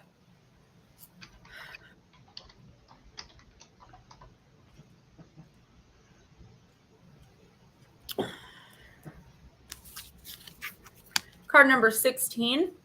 Like all creatures, crows establish a pecking order, and to do so, the stronger bird asserts its power. Dominance indicates that you may be feeling restricted by someone or that a stressful situation is impacting your thoughts and decisions. Someone or something may be flexing their muscle, which will cause friction within, as you may not be able to fight or defend yourself. This card may represent a boss who makes you work overtime, a partner who always picks the restaurant, or a friend who always has to win. It may also indicate your need to be in control. On a positive note, dominance may indicate your power over something and your ability to control a situation. Just be careful, guys. If they could end up as totem forms that bring actual gnomes in, and actual gnomes are not friendly and nice. Okay, sweetheart. See you later, Tracy. It's not me. It's that thing again. I got to sage. I know. I'm watching. My altar specifically. Miss Smoochy, I am getting a situation that you may feel like you have no control over. I don't feel like it's your specific situation. I feel like there's someone that you care about that you're watching going through a hard time, and you feel like there's really nothing you can do. The fact of the matter is you're absolutely right. However, in your own, I'm sorry, I'm going too fast. Just step back, give them the best advice that you can, then remove yourself from it so you don't get caught up in that drama. Personally, for you, I would like to say what I'm seeing is there's a situation where you have felt very out of control, or like you're just tired of this other person asserting their dominance. It could be a pushy person. It could be a narcissistic personality. Someone like this in your orbit, they may not be someone directly connected to you. It could be like your sister's husband, or there's someone that's just been getting under your skin for a really long time. You finally are like, forget this, and you're going to stand up to this person. It's coming. Choose your words wisely and carefully. Don't do anything to get yourself in trouble. Oh, that's why. Guys, hold on. I'm so sorry. I didn't plug my computer in. That's probably why you're having issues. Yes, because I was in a rush and now it's dying. That's why everything was going crazy there. Okay. I'm sorry about that. It's finally time to stand up to this person. Tell them exactly what you think. My Wi-Fi is so messed up right now. Yeah, just give it a minute. It's trying to read. A little bit of it had to do with the lack of power. It looks good now. They actually are. Okay, so Miss Smoochy, it's time to stand up for whoever this person is and stand up for yourself. You could be like, I don't want so-and-so in my house anymore because they're a piece of poop. Or, you know what, so-and-so, you've been doing this for years and I'm tired of it, lying to my sister. We all know that, blah, blah, blah. Or you could be like, I'm just using sisters, brother-in-law as an example. You could say to your sister, like, look, I really don't like so-and-so, and he's really not going to be welcome in my home anymore. And then stand your ground and tell them why. It's the time for something like that to come up. There's two separate situations. Like I said, in the other situation, you have no control. The only thing you can do is advise the person and then step out of it so that they don't make a decision and then say, well, Smoochie told, and then you're caught up in this drama, because I can foresee that happening too. Be careful who you give advice to this week as well. Okay, ufologist. Ufologist, let's use the Shaman's Dream. I have that song from Hocus Pocus 2 in my head. The witches, the witches, the witches are back. Stone cold meanies, as a matter of fact. I just love those movies. They're so cute. Well, it is. And it's actually not a funny or fun situation. I'm really having trouble breathing, and I'm feeling really crowded at the moment. I should have staged beforehand, but I really, because I was knocked basically unconscious for 4 hours, even though I slept till noon, I really didn't have the time. Ufologist, lost in space. Needing direction, card number 36. I wonder where New England Dirt Roadie is. I don't know. I was thinking about him and a couple other people. I spoke to him, and I'm talking to him about the curse/attachment thing. I would really love to help him. So I asked him to get back to me. I told him how much I charge, what we would do, what it would entail. And I asked him to get back to me as to what's going on, where he thinks he has one or the other. We all have attachments, but if he has something that's really affecting him in a negative way, I'll gladly, help him. Ufologist, lost in space, feeling lost, needing direction and focus, a 24-hour day. Sometimes in life we lose our way, perhaps falling prey to addictive behaviors, jealousy, comparison, resistance, or fear. This happens especially when we're up-leveling and genuinely changing for the better. A part of us hiding in the vast expansiveness of space wants to sabotage our progress. In the transformation process, our inner world no longer feels safe and inhabitable, and we find that our thoughts and beliefs may have morphed beyond recognition. You may find yourself adrift in this way right now, unable to focus or determine the next step. Yeah, and a djinn can actually kill me, so it's not really funny, guys. I love you guys, but it's not funny. I got a new Palo stick today, too. I just have it over there, so I wasn't able to show it. Yeah, and I got Palo incense. You might be tired and simply need to regroup and rest. When you lack direction, the first thing to do is redirect your perspective of time. Like a newborn baby who needs swaddling to feel safe, you're invited to reduce your life visioning to the next 24 hours. Anyone can handle living in 24-hour compartments, which allows everything to feel grounded and manageable. You get lost in space when you imagine being swallowed up in the giant vastness of the future with its dark uncertainty, or reflect on how your past has held you captive in a hall of distorted, never-ending mirrors, reminding you of your mistakes, flaws, failures, and losses. Take heart that the simple 24-hour container immediately banished those two awful entities right away. You will find your energy and focus restored as you recognize that you were never lost at all. Keep it simple. Right now, conserve your energy and take care of you, self-love, guys, in basic, fundamental ways, and the world will be all right again. So there could be this feeling of hopelessness in general, ufologists, or just with a particular situation. Maybe something you've been trying to achieve or accomplish is not coming to fruition how you expected, when you expected, or is taking way longer than expected. That is happening to a lot of us right now. The universe is telling you with this card, especially for this week, take a step back and only look at what you're doing in the next 24 hours. And do that each day this week. Don't look beyond that. Don't make plans beyond that. Don't think beyond that. What is it you have to do tomorrow? Write it down hour by hour if you have to. Don't accept anything beyond today. Do that for this week, and things should start coming into perspective by this time next week. Like, what really matters? The fact that you aren't a failure. You've just had some failures, just like we all are. You are so imperfectly human to be going through this uncertain period of time, and it's all going to work out and be okay. But you're putting yourself, or could be putting yourself, in a state of overwhelm. Okay. And that's never good, because that's much harder to pull ourselves out from, especially when we feel so uncertain and alone. And possibly I'm getting a feeling of incompletion as well. You're being silly.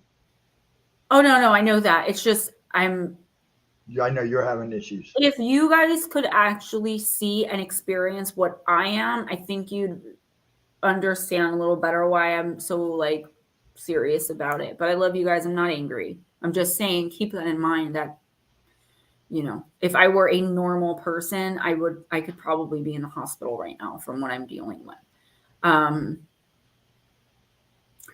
Ufologist, this message is extremely important because I feel like if someone hasn't paid you for a long time or whatever, like there's perspective coming when you start thinking in the 24-hour moments, right? In the date periods of a day. Smoochie, I cannot say that I have.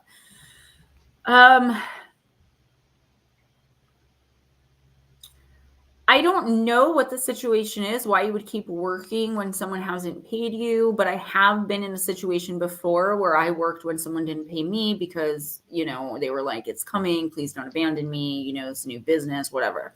But it's time to maybe contemplate, okay.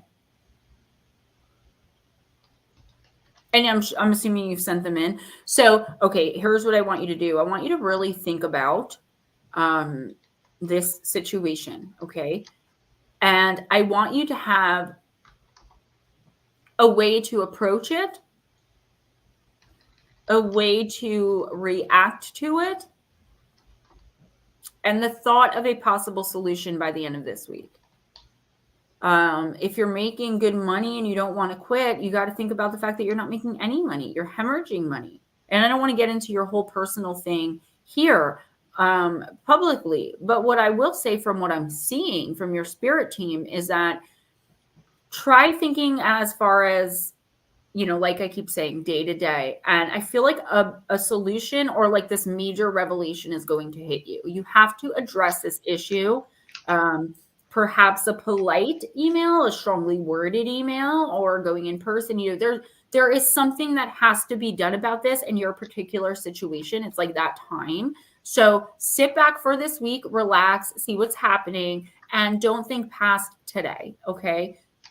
I feel like you can find a way, even if you can't clear this situation up, to help yourself by way of another person and or opportunity coming in when you shift your focus to stop worrying about, you know, next month's bills or next week's credit card payment or whatever it is.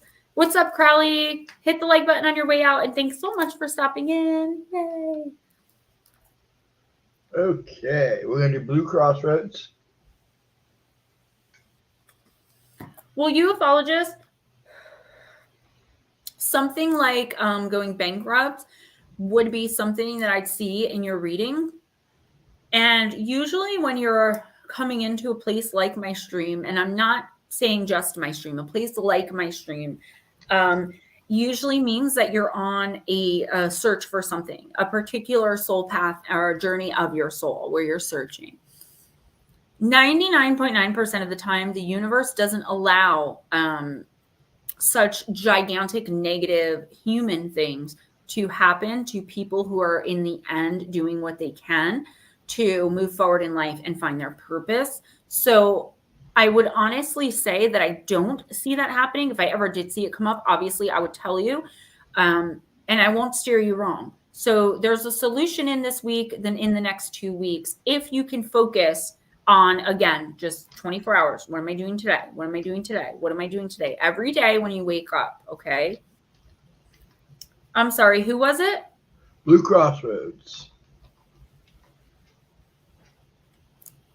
Blue Crossroads, what's up, boo?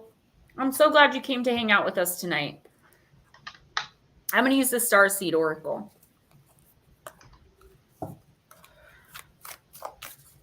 No, ufologist, I definitely hear you and feel you on that. Believe me, sometimes when I tell people, like, if they want an hour and a half long personal reading face-to-face through like StreamYard, I send them a link and I tell them it costs money. They damn me to hell and unsubscribe from my channel and never talk to me again. But it's like, I'm working. It's not that, you know, if I could do it for free, I would, but I have to also pay bills and make a living. So I totally understand that. And you don't want to be mean or nasty, and you don't want to come off as self-centered or self-righteous. But righteous anger is allowable in the situation. You have the right to be angry and upset. You Just got a right don't to be paid.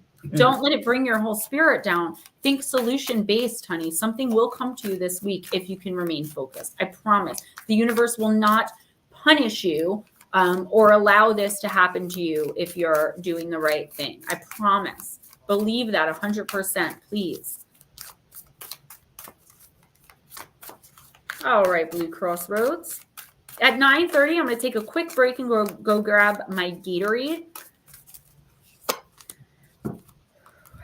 Okay. Blue Crossroad, you got the card of I'm sorry, defenselessness, righting past wrongs, and uprooting.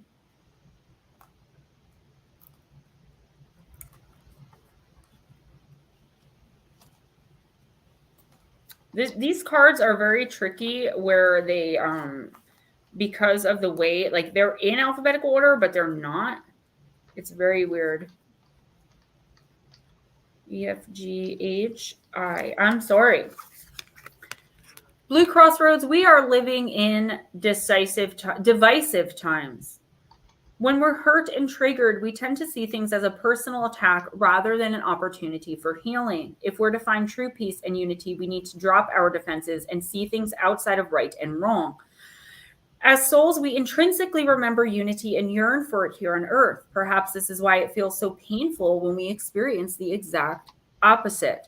But it's crucial to remember that we can't simply bypass reality and pretend that unity, love, and forgiveness are here. This is one of the greatest challenges for us starseeds.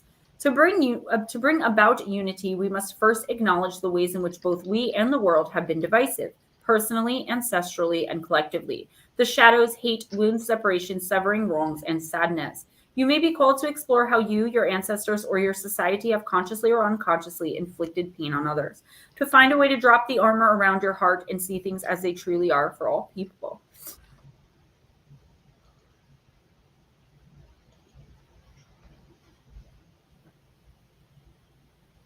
To say I'm sorry with an open heart and mean it, to be part of the healing rather than the perpetuation of inherited conflict or oppression. This isn't about blame, it's about unwinding the pattern that got us here.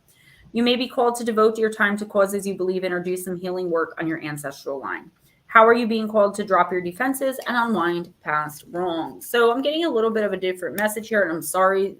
There's spirit that came in very strongly and brightly, and when they get too close, it makes me very emotional.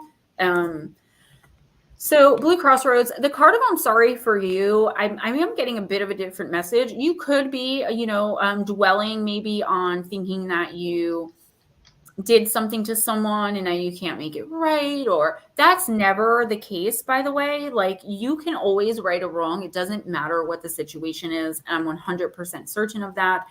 I feel like you're going through the grief process right now. And I do feel like that's where I'm sorry comes in. You could be overthinking, maybe things you said or things you did, things you didn't do. And you're putting so much emphasis on all of this, whether you realize it or not, because you may not realize it. But if this card came up, honey, that's exactly what's happening. And the fact of the matter is, the universe is like, look, you're not responsible for your ancestral line. And you're actually not really responsible for something you did 10, 15, 20 years ago. You were responsible for it then, but you're not the same person now. So if there's someone coming in who's making you feel this way, stand up for yourself, find a solution. I don't see you being bullied, so I really don't have to say much about that. If someone comes in trying to give you poop about something you did 10 years ago, like, I know you're just going to be like, not taking any of that mess. But I feel like in your emotional state that you may be in or going in and out of, there could be people that are trying to take advantage of that. And be very careful and focused on people who are asking you for things right now. First of all, nobody should be putting anything on you, asking you for anything, and your emotional vulnerability, whether you're showing it or not, right? Just take this week to forgive yourself for anything that you're holding yourself accountable for that you no longer have control over. And, it needs to be said that just, and I'm sure you already know this, talk to Shauna. She's there. She's with you. She's fine. She's in spirit, and she's in, for lack of a better word, heaven, but also with you as you go through this grief and healing process. She's very strong, and I didn't know if I should bring it up because I don't know, but it's all coming in and it's just flowing through. So that message has nothing to do with the card. It's just something that came in for you. I love you to death, and I don't want to see you in your emotional vulnerability, again, whether you're showing that to people or not, in this kind of grief process or in this grief process that you're going through, people coming in trying to take advantage of that or trying to put some kind of blame on you when it doesn't belong there. All right. I love you. Reach out if you need anything from me. And if it is humanly possible, I promise you the answer is yes. I got you. Okay. Mike Roberts.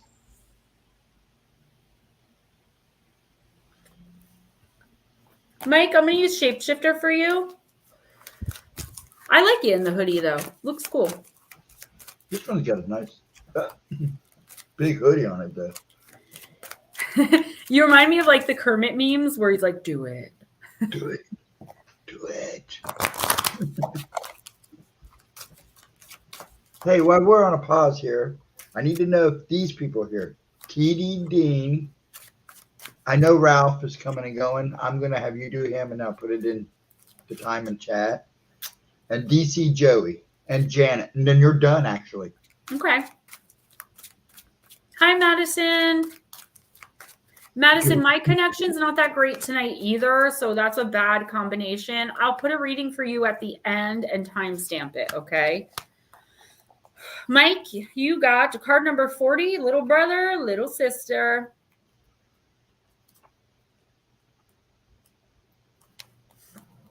TD Dean is here. Okay, good. Thank you. Yeah, ufologist, me too. Cassie from Oracles and Beyond posted one today. It's like every time I'm driving behind one of these on the highway, and it was one of those big rigs with the thing for like the tow trucks that you drive the cars up on. And it was like, guys, don't get me in trouble in the comments. YouTube is being really yes, they are. So I do want to say, and that actually reminded me, Missing Persons Mysteries. You guys know I'm the head writer for that channel. That is Bill Melder's channel, and Steve is the narrator. They're having some issues. YouTube's not suggesting them. Their views, he posted today, went down by 70%. And even if you don't know anything about them or don't care for one of them or whatever the case may be, know that I'm very loyal to that channel. I love that channel, and that channel is my main source of income. I do work for that channel. So go on over there. Please give them some love. Watch some of the videos and hang out over there. Share it out, because YouTube for some reason is not. And 70% is a gigantic drop. And it's not fair to Bill, who put so much of his heart and soul into that channel. Steve's voice is over there. So do what you can if you don't mind. Or if you have time, go over, listen to a video or two, subscribe, like it, thumbs up it, leave a comment. That kind of stuff really does help. Mike, card number 40, little brother, little sister, siblings, younger friends, and responsibility. Little brother, little sister is the card for those of us who have the responsibility of looking after others who seem to need more than we do. Having to take care of someone can be a chore, especially when it is expected of us and we are not paid for it. Think children. Missing persons and mysteries. It should be missing people, but it's missing persons and mysteries. I don't have the link for that. I'll have to go get it. But it is important when we, as older ones, are called on to care for those who are more vulnerable, who have less sense, and who need more care than we do. And this is what this card is about. I write a lot of their stuff. So this card lets you know the time is coming when people are needy and ask for a great deal from you, Mike. You may need to care for an animal. You may need to care for little ones in your own family, or to be a peer at school and have younger students rely on you. These beings are not as experienced as you, and they truly will be relying on you to know where to go and at what time, and to keep safe. This is about your son. They may also be difficult to care for, not showing up on time, hiding from you, or refusing to do as they're asked. It is important to remember that in these circumstances, you are an elder, a wise one, no matter what your actual age is. No, Jeanette, you're not. You haven't passed yet. You're coming up, honey. You have responsibility, power, and the trust of many when this card comes to you. Little brother, little sister, speak. It can be fun, can't it, to look after us? We play, we are curious and explore, and we always want to know what's going on. We need your help to know what to do and when to do it. We may not know when we ought to go to bed, stop eating chocolate, or do chores. We can tell that you are not our parents, but since you are looking after us for a time, we will test you. I am getting Xander big on this one, okay? Darling Deb, what's up? It will look like we are playing, but really we are seeing how much of what you say you mean, whether you follow through with your word, whether you are to be trusted, and whether you are strong enough to take care of us. We know it's not always easy to look after us. We take up a lot of space. We need care. We make you be responsible, and you may feel older and less carefree than you want to be. But there is a purpose in all of this, for you will learn more of your strengths and prove to others how wise you are and how you can handle responsibility. Work well with us and there will be rewards. Get ready. I'm so sorry, guys. My lips are really chapping up here. I know people hate when I do this on camera. I'm sorry. Get ready. Divination. You could be given a task or responsibility involving younger members of your own family, or be asked to mind other children, pets, or creatures. There will be expectations on you at this time to be responsible and mature, and you will be cast in a caring parental role for a time being. While this could have its moments of frustration and annoyance, there will be rewards. You will discover your abilities to lead and show authority, to set boundaries, to be a disciplinarian, to inspire others, and to teach others to be stronger, better people.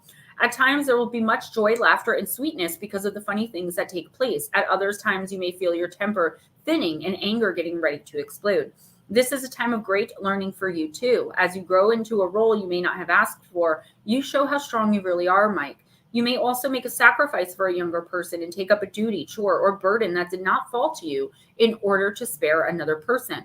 There is a heroic aspect in this card. It may not be immediately obvious to you or others, but you will be able to truly make a difference. Make the best of this opportunity to grow into the role of elder, wise one, and leader, even if that's not what you asked for. Mike, this is not only going to hate myself for that one. Not only about Xander, though. So this is just reminding you that, you're a dad. And I feel like your son is going to especially need your guidance in the next coming weeks. There's something going on in his life that he may not even want to talk about. Try to goad it out of him. Spend some extra quality time with him, because, again, he may not talk about this with you.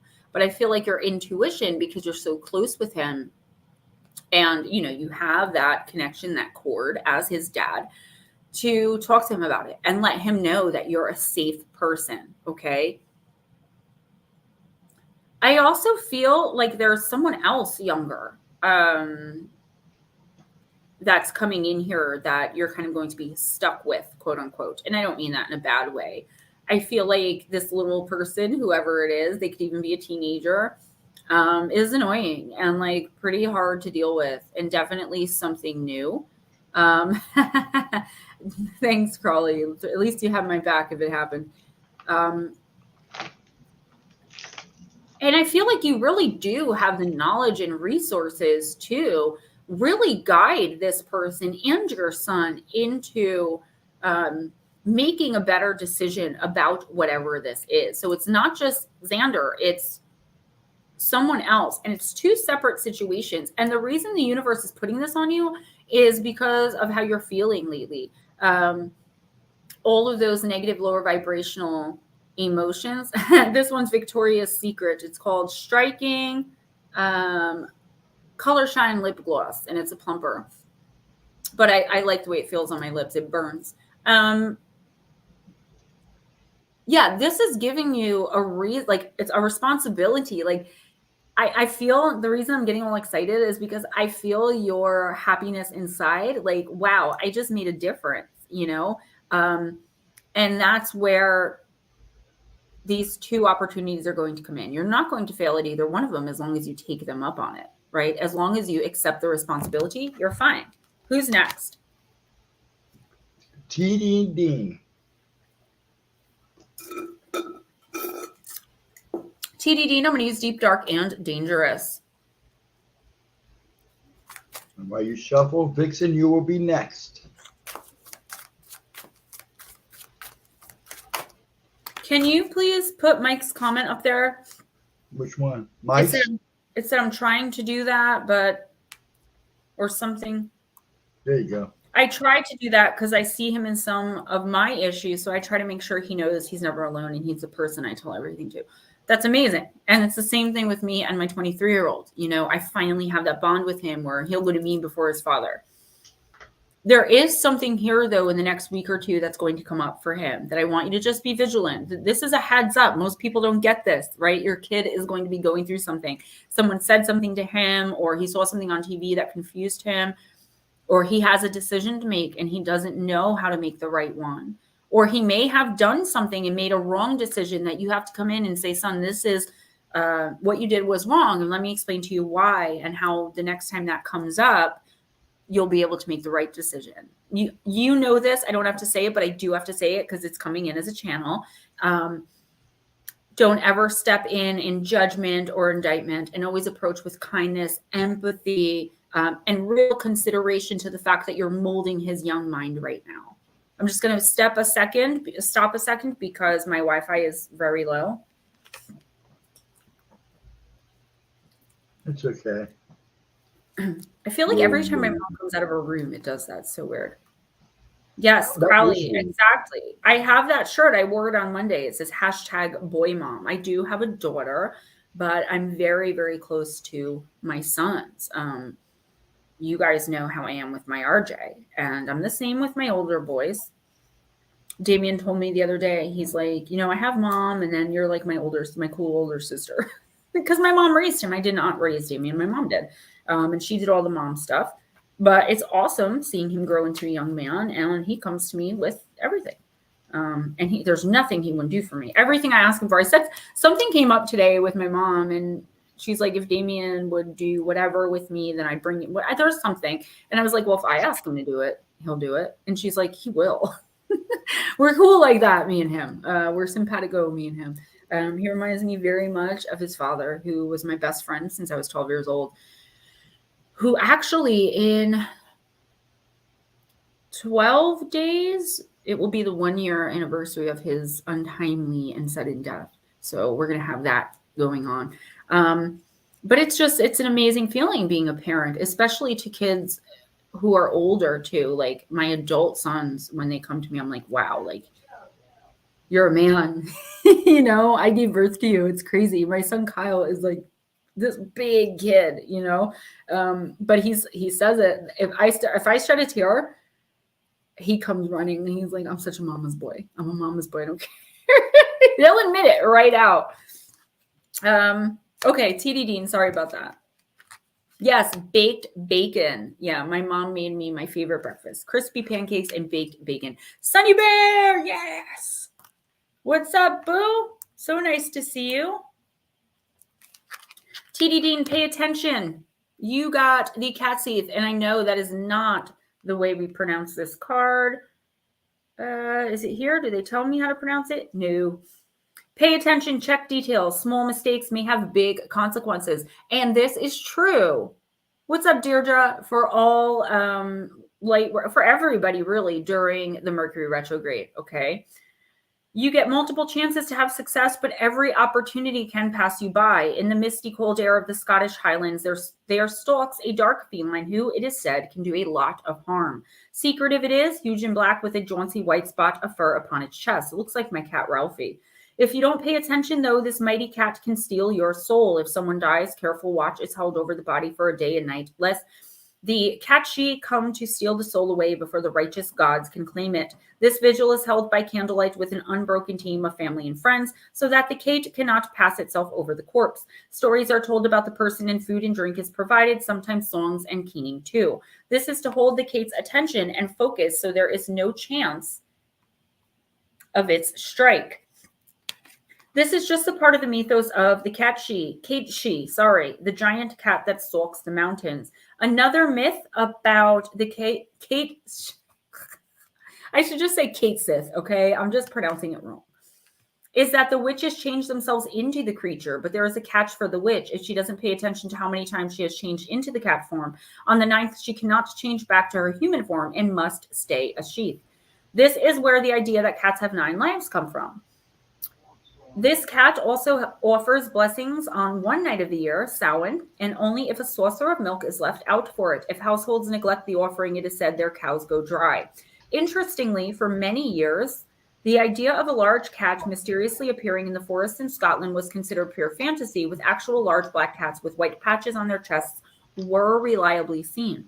And still are, actually, because I've been doing some research on that. It is thought that they were and are Kellis cats, which are a hybrid of the Scottish wild cat and a domestic cat. Your plant companion, cat mint, and your crystal companion, Highland serpentine, which honestly I need to look up, okay, because I love serpentine. Aside from Kimbaba Jasper, it is one of my favorites. But let's look up what is Highland serpentine. Ooh, it's white. So, wow. Okay. I'm going to put an image up real fast if I can.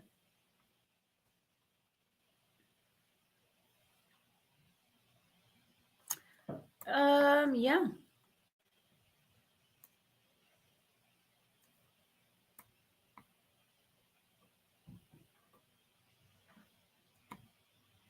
Got it? Yes, I got it. Okay. Can you see it? No, there you go. You pull it up a little bit. Scroll up a little bit. There you go. So that's Highland serpentine, and I'm going to save that because I'm going to order some. TD, sorry, I had to look that up. So, okay. This card is definitely about the passing of opportunity, TD, okay? Oh, you're welcome, but I'm not done. Making sure to pay attention to what's said and what you say. So saying what you mean, meaning what you say, right? If this card comes up, we're in a Mercury retrograde, okay? So we should already be doing that. This is like times 10. Do not speak without thinking because there will be devastating consequences. Whereas regularly, you can be like, oh, I'm sorry, I didn't mean that. No, that's not going to fly. Pay close attention to what people are saying to you too this week, because I feel like there's like hidden meaning. Like somebody's keeping something from you. They're telling you almost everything, but they're not telling you everything. And the bit of information that they're leaving out is very important to whatever the situation is. So just say, for instance, someone's asking you to invest in their company and they're telling you how amazing, they're telling you all the great, but what they're not telling you is that they don't have any inventory yet. That's a big deal or whatever. Also, don't make any decisions, don't make any choices without really thinking them through. I would say don't make any major decisions or decisions at all this week. Give everything a week to kind of settle, think things over. Okay, it doesn't matter in what area of your life. This is just really general. Okay. Louise says, I do them for donation. So PayPal, Cash App, Super Chat, Super Sticker, or if you want a personal, the information for those is in the description box. And if someone can throw the GemmaJadeParanormal@gmail.com email in the description box. So these are for free, or if you want to donate, which obviously donations are appreciated. But if you would like a personal, all of the information in the description box, or if you want to email me, I can go back and forth with you and we can swap. I'm sorry, who's next? Oh, she said I have no money for one. I'm sorry. I'm like, why is she saying she has money for one? These are free. Yeah, no. The readings tonight, honey, that I do on Wednesday nights, I do them for free or donation. So if you don't have money, it's okay. And it's to bring people into what I do, to hang out with you guys. And then if you ever want to get a personal, you're able to, and you know that I'm reliable and trustworthy.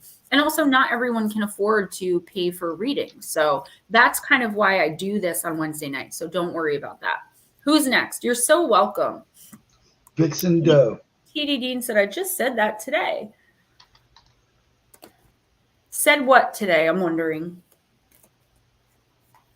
Vixen Doe, I'm using the Seeker Oracle.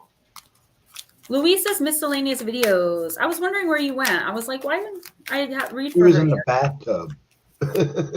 Chop Shop, Sunny Bear, if you do anything other than Friday nights, let me know. Obviously, so Wednesday, Thursday, and Friday, and the weekend. So I guess if you're doing anything on a Monday or a Tuesday, let me know. I would love to come and hang out. I'm going to hit up BMR and Wayne and Michelle again. I want to hit Michelle up with that message, but I'm waiting for her to contact me.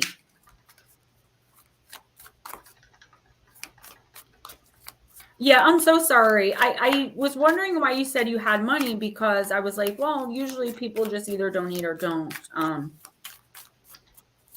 No big deal, honey. Okay. Vixen Doe and the Seeker Oracle. When I'm extra energetic, there is usually a lot of really good energy. And I feel like what happened was my spirit team came in and was like, enough. After I had the visitation during Blue Crossroads reading. Sometimes the energy is so beautiful of a spirit that it kind of like blasts you in the heart, blasts me in the heart, and I just bawl. And I don't want to do that on screen. Number one, my makeup, and number two, it's like, that's embarrassing. But it happens. I mean, it happens sometimes.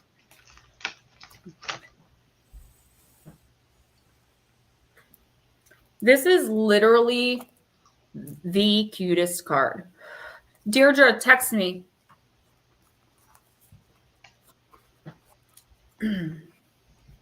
Tomorrow would be a good day for you to hit me up about that, because I have the baby for the entire weekend and not really, I'll just let him, he usually hijacks my phone for the whole weekend. So even though I got him his own Kindle, this is the third Kindle. He has an iPad and he has a kid's Kindle. I got him the adult one with parental controls, but he insists upon using my phone, and I just let him. You know me with that kid.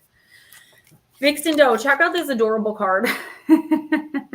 Guys, thank you so much for putting the personal information in there. I do appreciate you guys promoting me in that way. If you can share out this video, if you know someone that may be interested in Intuitive Oracle.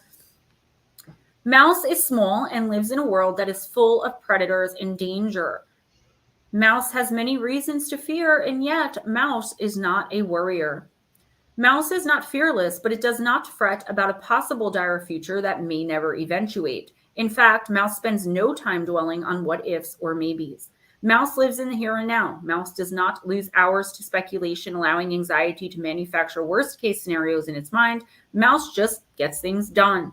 It's time to stop worrying, doubting, and fearing and start doing instead. Live in this moment, savor it, enjoy it, learn from it, focus on the task at hand, and do what needs to be done. That being said, don't be careless enough to put yourself in the path of trouble. Mouse would not go up to a cat and bite it on its foot.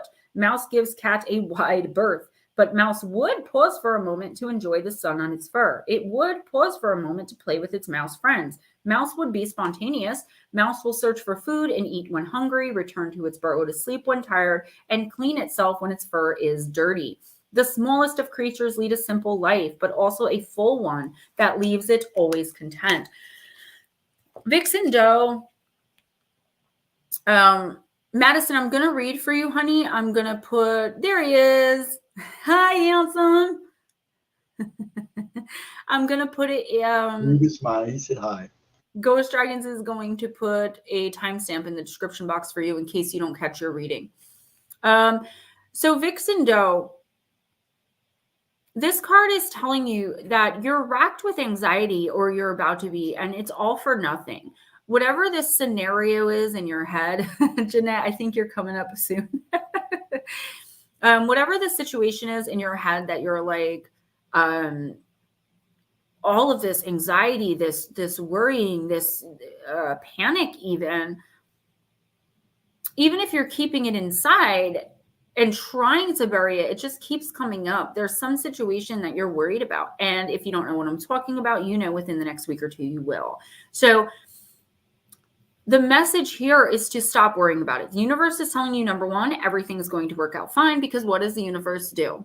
It does things for you, not to you, right? You have been making, as far as what I know from this chat, the right decisions. You've been standing up for yourself. You've been standing in your power. You haven't been allowing people to dominate or manipulate you.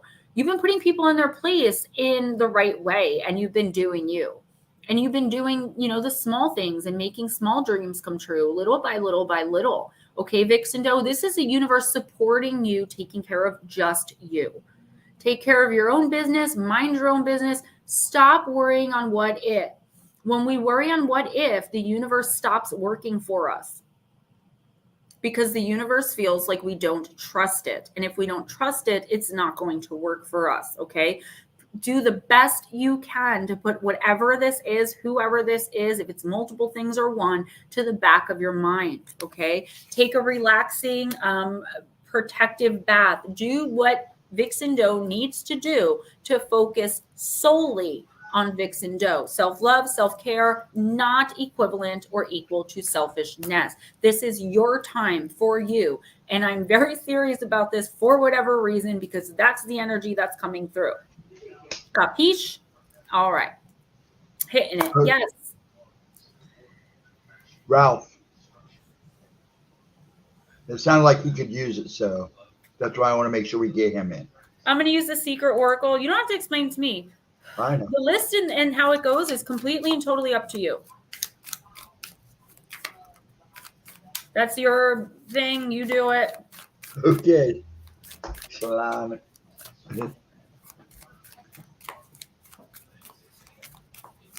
Who's leaving? TD. If you're leaving, good night. Good night, TD Dean. Squash farts. Oh, Smoochie, how I love thee. After the burritos we had last night, I had squash rock.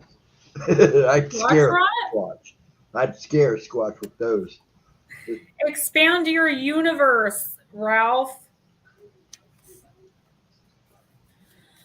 Every time I say Ralph, I think of Ralph Cifaretto from The Sopranos. Yeah. Because that's the only Ralph I know, aside from my cat.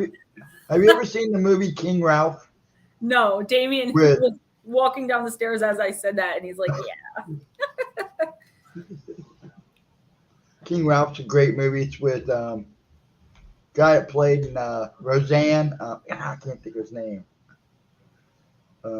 Anyways, it's funny. It's a cute movie.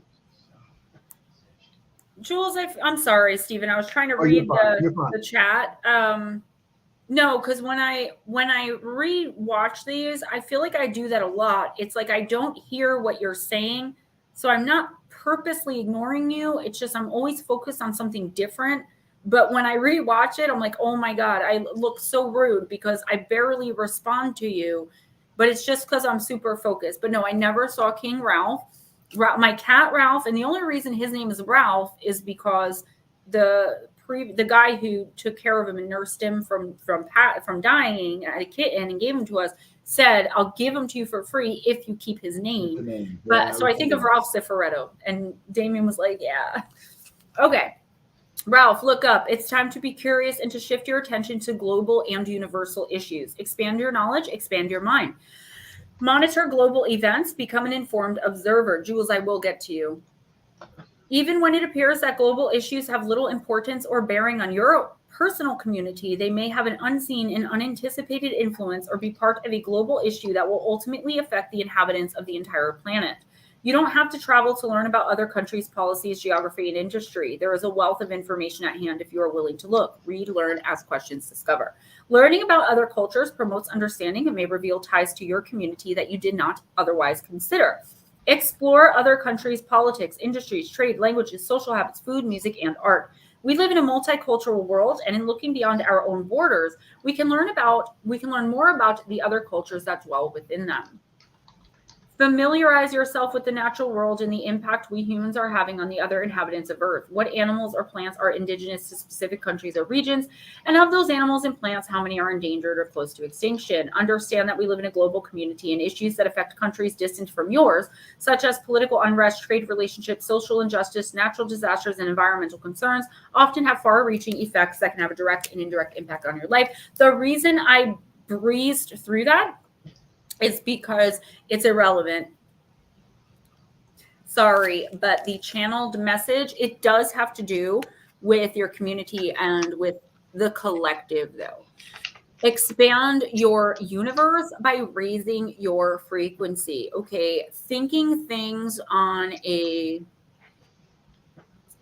more of on a universal level than a human one. How can you raise your consciousness and your frequency for the good of the collective? And Ralph, I don't know your personal situation or why this card is coming to you right now, but you'll know. It'll come to you if you don't know immediately.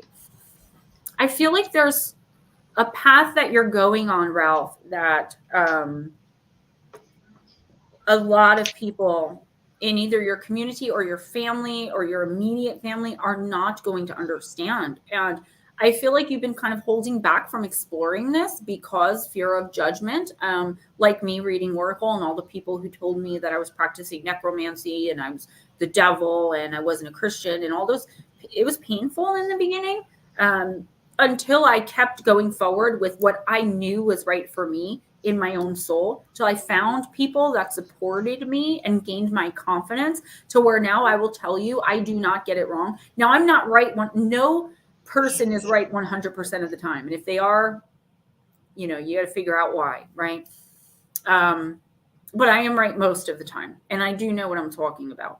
And I feel like there's something in your life that you're being drawn to, that you're being pulled to, that's so out of the realm of what's normal for the people in your life that you may end up losing some relationships just for a little while. It's a terrible feeling. But if you stick with following your soul path and following the guidance of the universe, you're going to come to a place where you're strong and self-confident in your ability to do whatever this is or live however this is or whatever it means to you. I just noticed that my Lemurian star crystal is actually cracking. And that's crazy because since I got it, I cleansed it and I sat it on my altar. I have not touched it except to maybe show it to you guys. I think I showed it once before. It didn't come like this. And the way it goes is if a Lemurian seed crystal, when you crack it, it's like that's when the secrets of the Lemurians come out and get into your energy. So this is actually super exciting for me, guys, that this is cracking open. I'm not going to crack it. You're not supposed to do that. Let it do it on its own. Yeah, there's this whole legend about these seed crystals. Okay, and this is a real one. This is a genuine Lemurian seed crystal. They're rare. And that's really amazing. That's happening. So be kind. Thank you. Wow. Wow, that's incredible. Who's next? Okay. Janet. Jeanette. Jeanette. I always do that, and I don't know yes, why. You do. Yes, you do.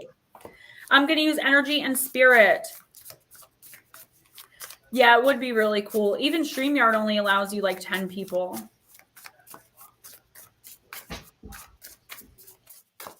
And you got Lotus Girl at the end?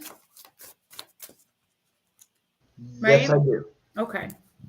I wasn't sure if I told you that or not. Yeah, I got her in big bold letters.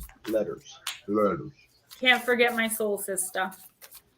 She's so sweet to me too. I just hope she's okay because normally she's in here or I would have heard from her why she's not in here. Might be busy. Yeah, she's got, just like all of us, she's got a lot going on. Jeanette, you got Goddess of, what the heck? Oh, Goddess of Dreams, Vision, Intuition, and Receptivity. And that is in the upright and it's card number 25.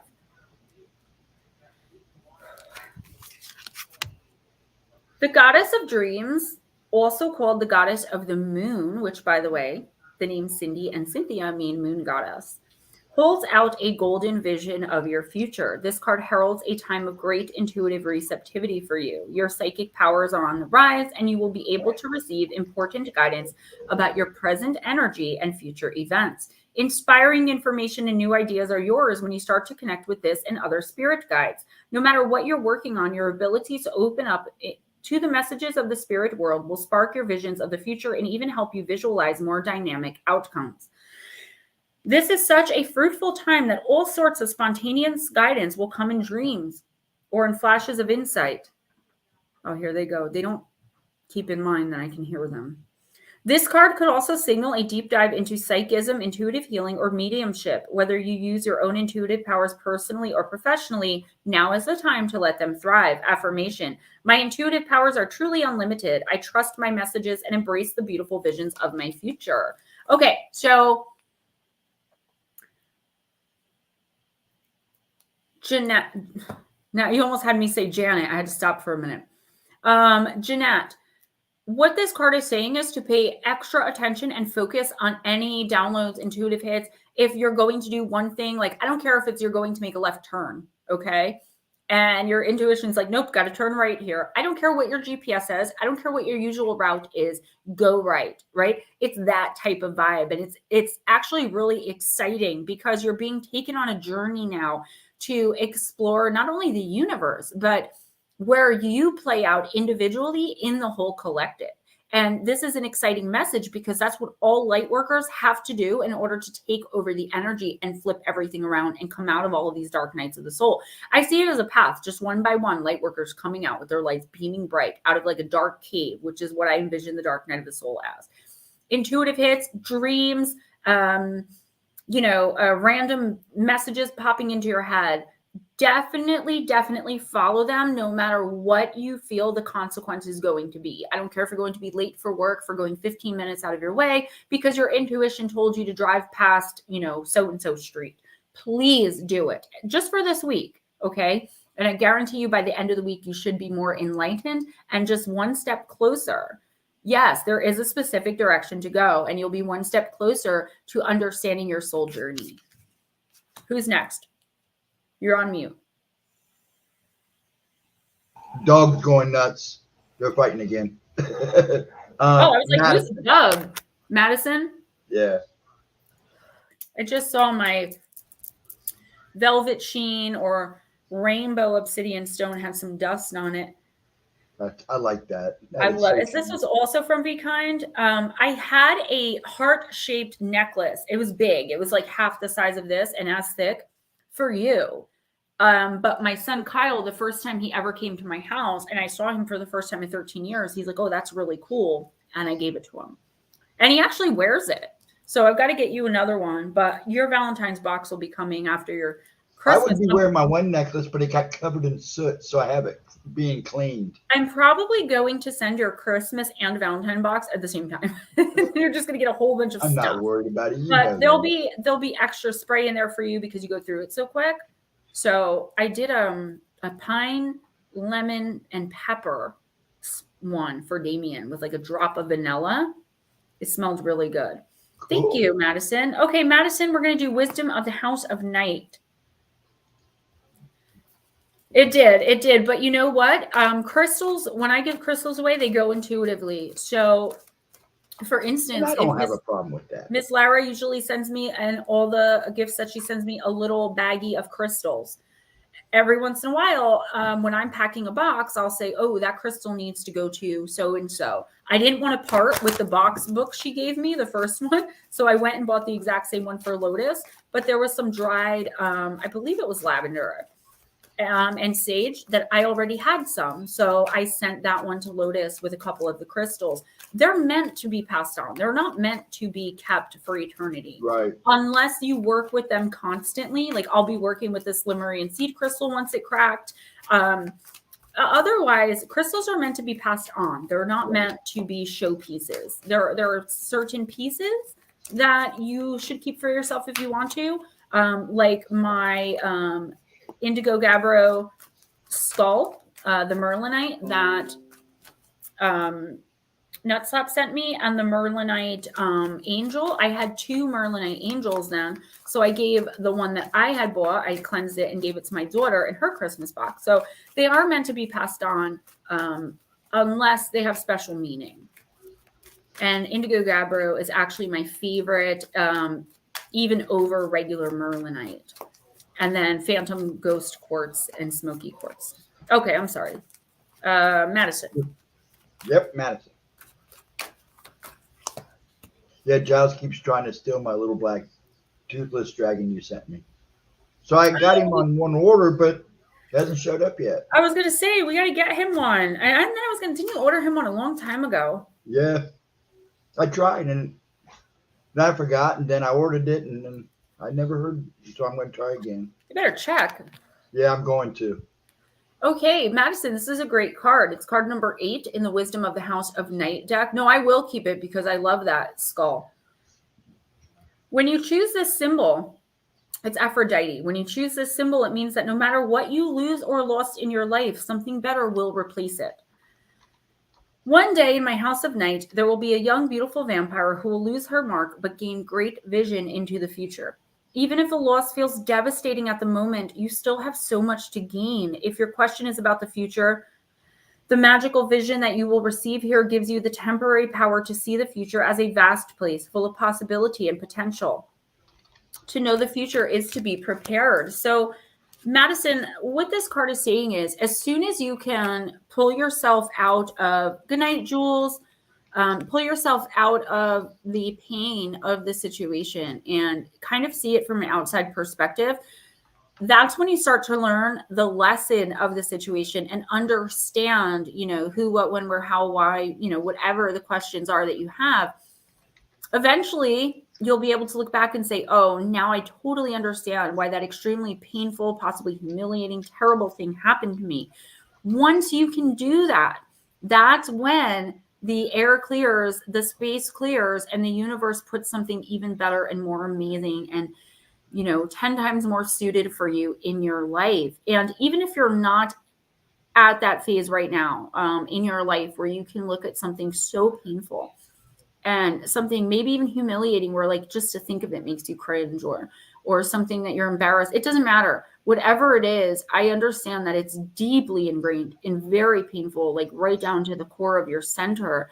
And this is also affecting your heart, I'm getting, because I'm starting to feel really sad. You may not even be there yet, but this card is saying once you can get there, why don't you start this week acting as if you're there and trying to look for the lessons, not being inauthentic, not running around telling everybody that you're over it or anything like that, but for yourself in your own personal private time, start acting as if you're to the point where you can see not only your role in it, because that's really important too. Even victims play a role, even if it's just the role of being the victim. Sometimes things are completely not our fault. But there's always a lesson to learn, whether it's our fault or not. And I want you this week to pretend, step outside of yourself, act as though whatever this is happened to someone you really love, like your daughter or your mom or somebody you're super close to. And what advice would you give them? How would you help them move forward? And then perhaps take that advice yourself and try to move forward on your own. If you're not ready, you're not ready, but it is worth a shot. You never want to be rushed when it comes to things like this because you could end up falling into a really deep depression if you don't process it.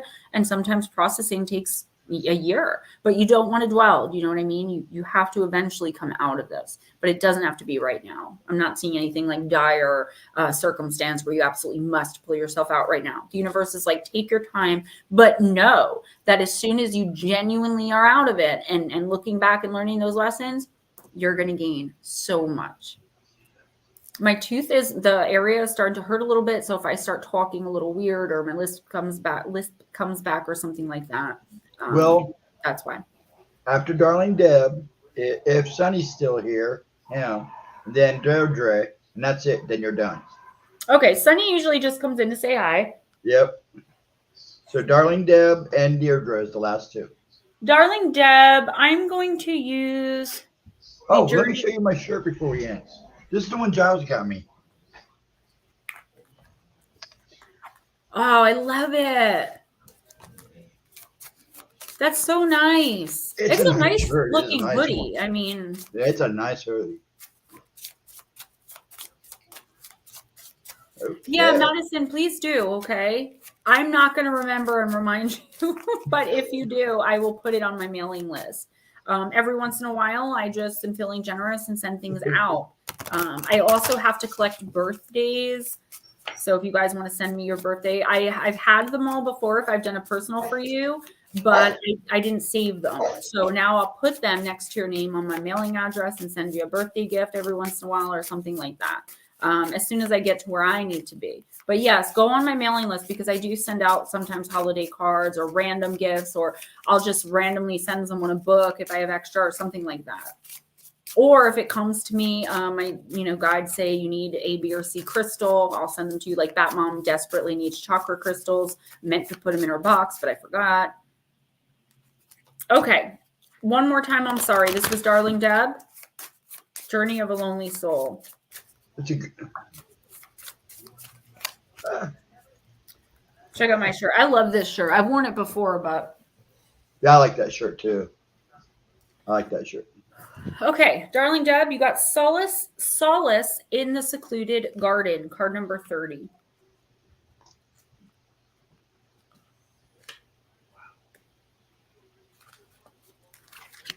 Her ears fill with the most comforting aria of silence. Though the world holds many dark and dangerous things, within these walls she may find peace when it is needed. On this lifelong journey, you will need to become accustomed to discomfort. Fears and pains must be confronted to be healed. You will be challenged to push farther and harder as you strive on your own. In order to withstand these trials, you must also create for yourself a place of peace to which you may retreat.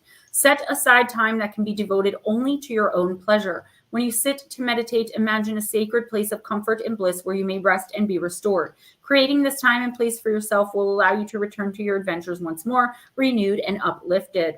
Deb, guard this sacred quietude in your life from anyone who would encroach upon it. Do not leave the healing confines unless it is for your greatest and highest good. The world will wait. How can I be more firm with my boundaries? Ask yourself, and ask yourself, what will allow me to relax? Yes, Deirdre, I'll be there on the 23rd, but you told me already where to go. I'll come see you because I want to see Jerome as well. I want to come speak again. Okay, Deb. This card is telling you need to take a time out before you wear yourself down. Okay. There's definitely an energy of overkill here, of overwhelm, of overexertion, of overworking. Focusing too much on something. I feel like you're focusing on something to not have to deal with something else that's going on. You're looking to something else as a distraction to pull you away. The universe is saying, stop doing that. Okay. You have to deal with your issues as they come. I need something done with my hair too. Deal with your issues as they come. Don't try to distract yourself from them unless you're distracting yourself with me time. What do you like to do? Do you like to roller skate, rollerblade? Do you like to go bowling? Do you like to watch movies? Do you like to, do you have a guilty pleasure TV show that you want to binge on Netflix? Take a day or two this week for yourself as much as you can. If you can't take a full day, then take a few hours each day. If you do not do this, you are going to end up with some health problems, some physical problems, probably even some depression. You're expelling too much of your energy and not taking enough of it back. Okay. And this week is the time. This is your warning from the universe. Most people don't get one. You have a week or two to get your energy back, to respect yourself and sit back, pull yourself out of anyone else's emotional drama, the chaos, the turmoil, the codependency, all that crap. Even if it's just, again, for a day or two, a couple of hours a day, whatever it is, you need to remove yourself and get some peace, quietude, and relaxation. No, I'm going to get the side sweep so I can do pigtails or I can do straight. Ever since I got my hair cut, it's just not doing it for me. There was something. Next, and that's it. Oh, yeah. I'm sorry, what? Deirdre, are you still here? Yeah, she's here. So for a signed book. Oh, yeah, that's right. Duh. What was I going to say, though?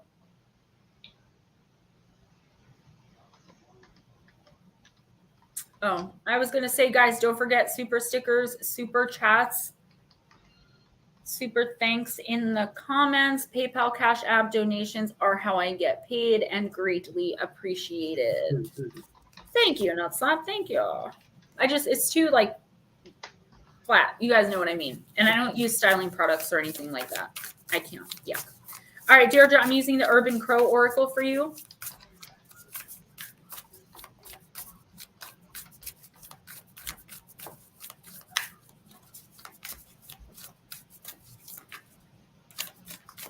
What if I sound like this the whole show? Now I have pumped up kicks stuck in my head. That's such a catchy song it's about a school shooting though. You're welcome, Shirley. It sounds so catchy. Okay. Communication, Deirdre, card number 9. Guys, don't forget information on personals in the description box, okay? There's regular general. Put it in the chat. There's regular general, there's love, there's money, there's the bigger spread of general, there's specific spreads. I can do a tarot, a Celtic cross for you. We can do a one-on-one hour to an hour and a half face-to-face through video chat, and they're all different prices, and they're in the description box. I'm sorry, sweetie, what did you say? I said I also put everything in chat too. If I don't keep going, I forget what I'm going to say. A series, Love Talk with Gemma. You know what? Maybe I should do something like that and like take you guys in as far as audio to ask questions or like take questions in the email. Oh, ufologist, thank you so much. Thank you. I tried to do something like a scary short story competition thing around Halloween, but nobody sent me anything. We could do like a Q&A. Yeah, that would be awesome. That'd be interesting. The biggest thing trolls say about me is that I shamelessly self-promote and then I have an annoying voice. But you know what? They all do it. All the channels do it. Do you know what though? You're damn right. Yes, I self-promote. I like myself and I like what I do and I believe in myself. So yes, I do promote myself. I'm not going to be on here like, oh, I suck. Don't get a reading from me. You know what I mean? Like, who wants, like, yeah, what kind of channel would that be if you guys came here and I was just like Debbie Downer the entire time? All right, Deirdre, when I lived in my 3rd floor apartment, not me, this person, I hate when they write about themselves in the thing. I was just talking about that, right? When I lived in my 3rd floor apartment, one of my neighborhood crows would often come calling on my balcony in the morning. This was before we adopted our pup, Layla, who took up chasing the crows away. Why would you put that in your oracle book? There was one crow in particular that stood out that my daughter and I eventually named Brave One because he or she would go right up to our sliding glass door and rap-a-tap-tap impatiently with its beak. This delightfully persistent bird was looking for a handout. Communication brings the message to speak up. State what you want. You may think those around you know your needs and desires, but that may not actually be the case. Now is the time to articulate your wishes. Deirdre, communication asks that you get clear on what you want so that there will be no misunderstanding or confusion later. Although communication may point to a situation on an earthly level, it may also indicate that you need to be clearer with what you want when communicating with your spirit guides or higher self. Are you being too vague? And are you asking for what you want exactly?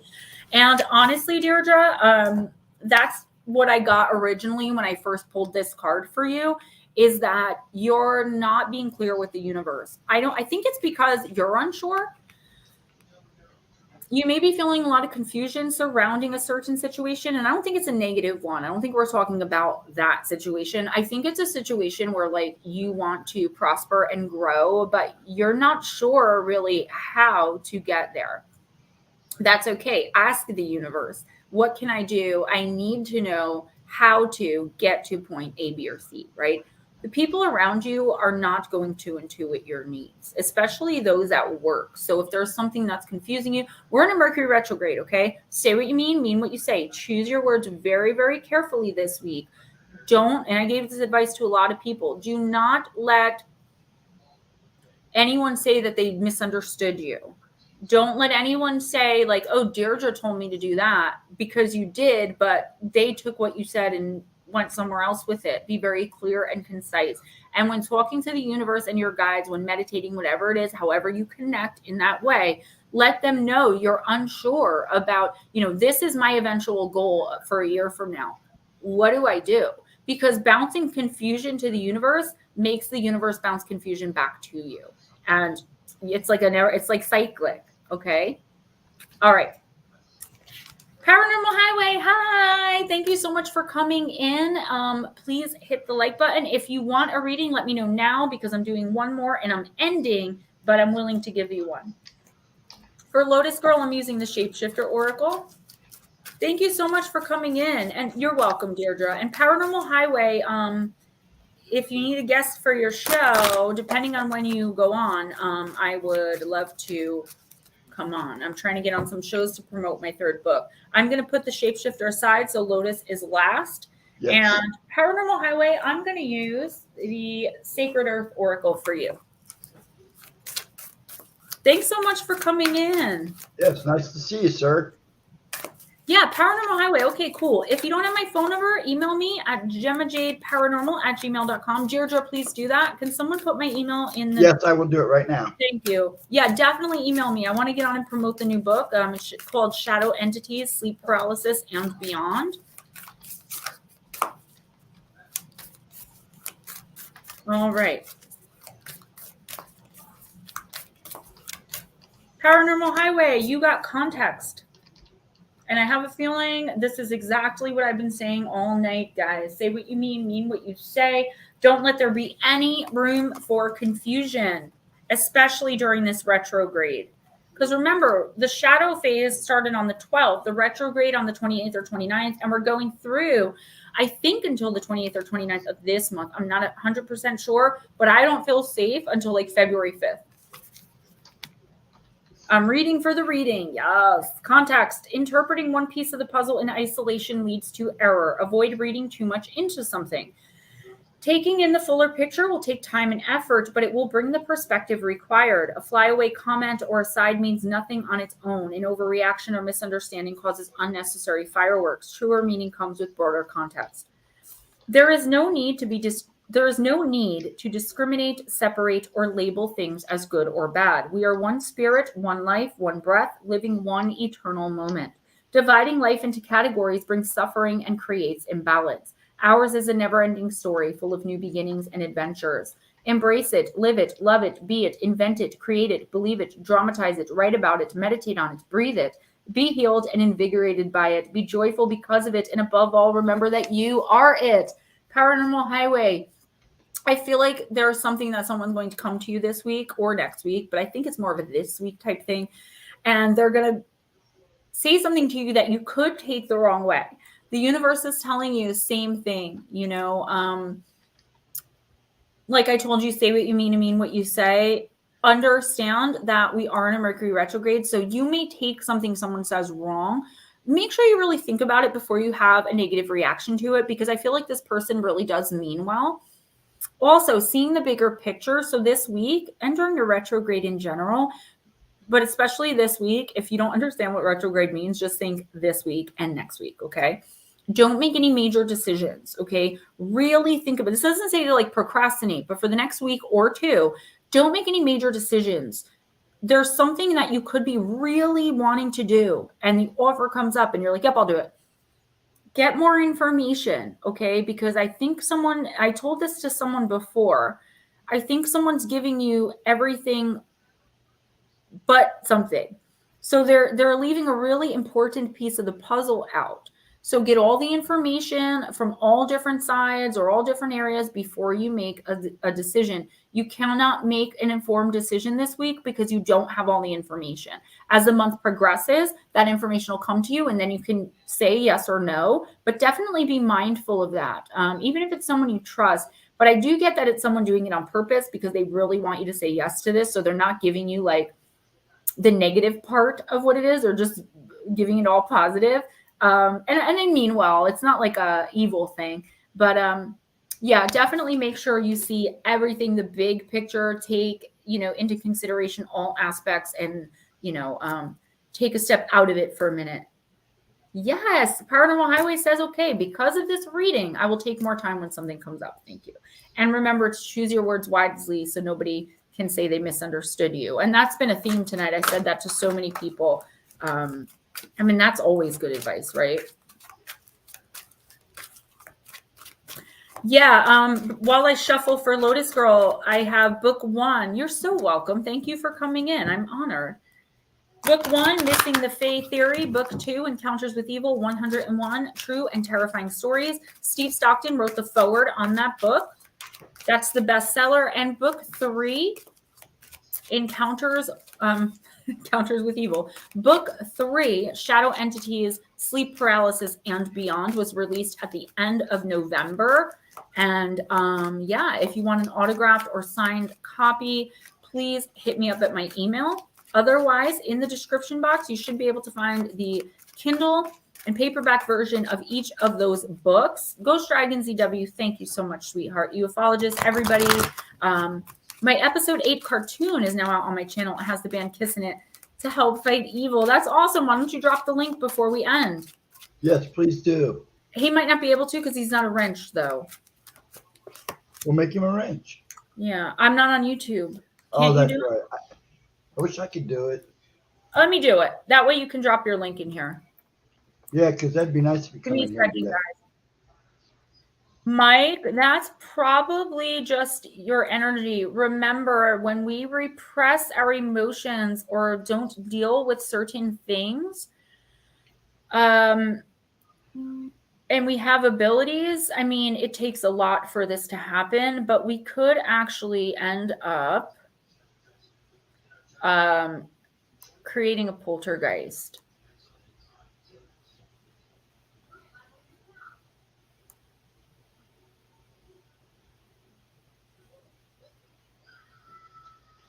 Keep me informed if you get anything else happening, though.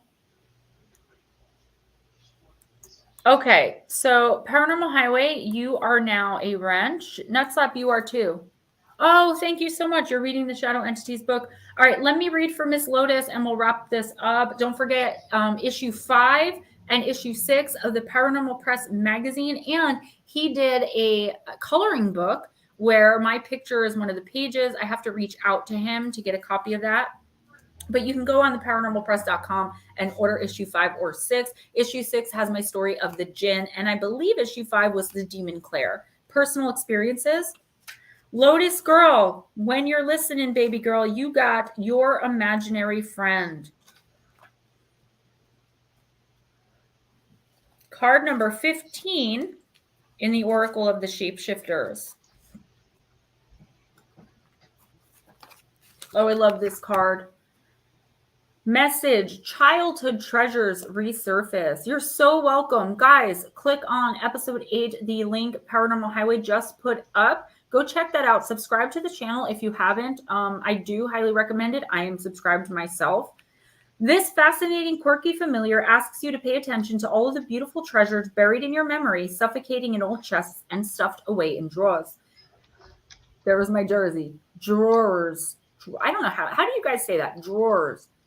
Dresser drawers. Okay, drawers.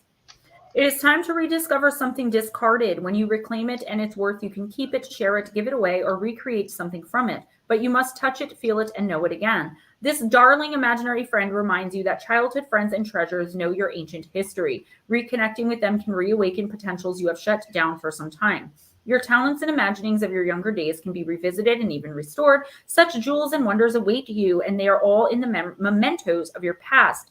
Lotus girl, your imaginary friend does not wish you to wallow or stagnate in the past, but to bring something that is well worth reviving into the present moment. Do this and you will receive so many messages of shared joy and happiness. You will feel so blessed and delighted to have claimed your very own sacred everyday history. Your imaginary friend speaks to you. You have with you some very important mementos, treasures, and keepsakes, all of which are powerful talismans and totems of protection. It is time to take them out of their boxes, retrieve them from behind the wardrobe, or bring them down from the attic. Find the lovely old toys, clean them, smile over them, and feel all of the energy that was poured into them so very long ago. Even if it is the tiniest scrap of something, a fragment of a photo, it holds so much power and energy, and it will show you both how far you have come and how much closer you are to being your truer self. All powerful ones who shapeshift and change have a talisman, treasure, or touchstone that reminds them of who they are in a very essential way. Divination, a childhood friend from long ago returns. She knows your history. Surround yourself with the comforts of childhood. Others may look at your reclaimed treasure and say, what is that old thing? Do not trouble yourself. The truth is they too have an old thing that may seem obsolete and sentimental to another. She's at some kind of concert tonight. I remember she told me because she showed me what she was wearing. Oh, okay. If they have become so distant from their treasures, time will bring them back to understanding and recognizing their value once again, or not. It's not your concern whether others understand. Keep only your treasure close.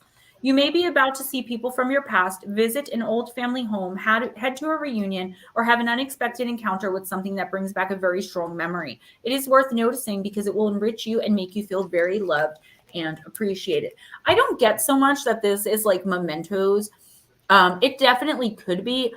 I feel more, Lotus, that this is about people.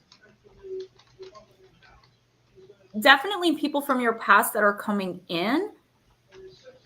You don't have to reconnect. I don't know why this message is coming in, but you don't have to reconnect with someone simply because you knew them when you were in high school or when you were a little baby. Choose wisely who you accept into your energy. And I'm not getting that there is someone like negative coming in. I do feel someone that might be a little vampiric, a little overly aggressive with their wanting to hang out with you. I'm getting female energy, but that doesn't necessarily mean it's a woman. It could be a male with a lot of femininity or feminine qualities in their chart. Just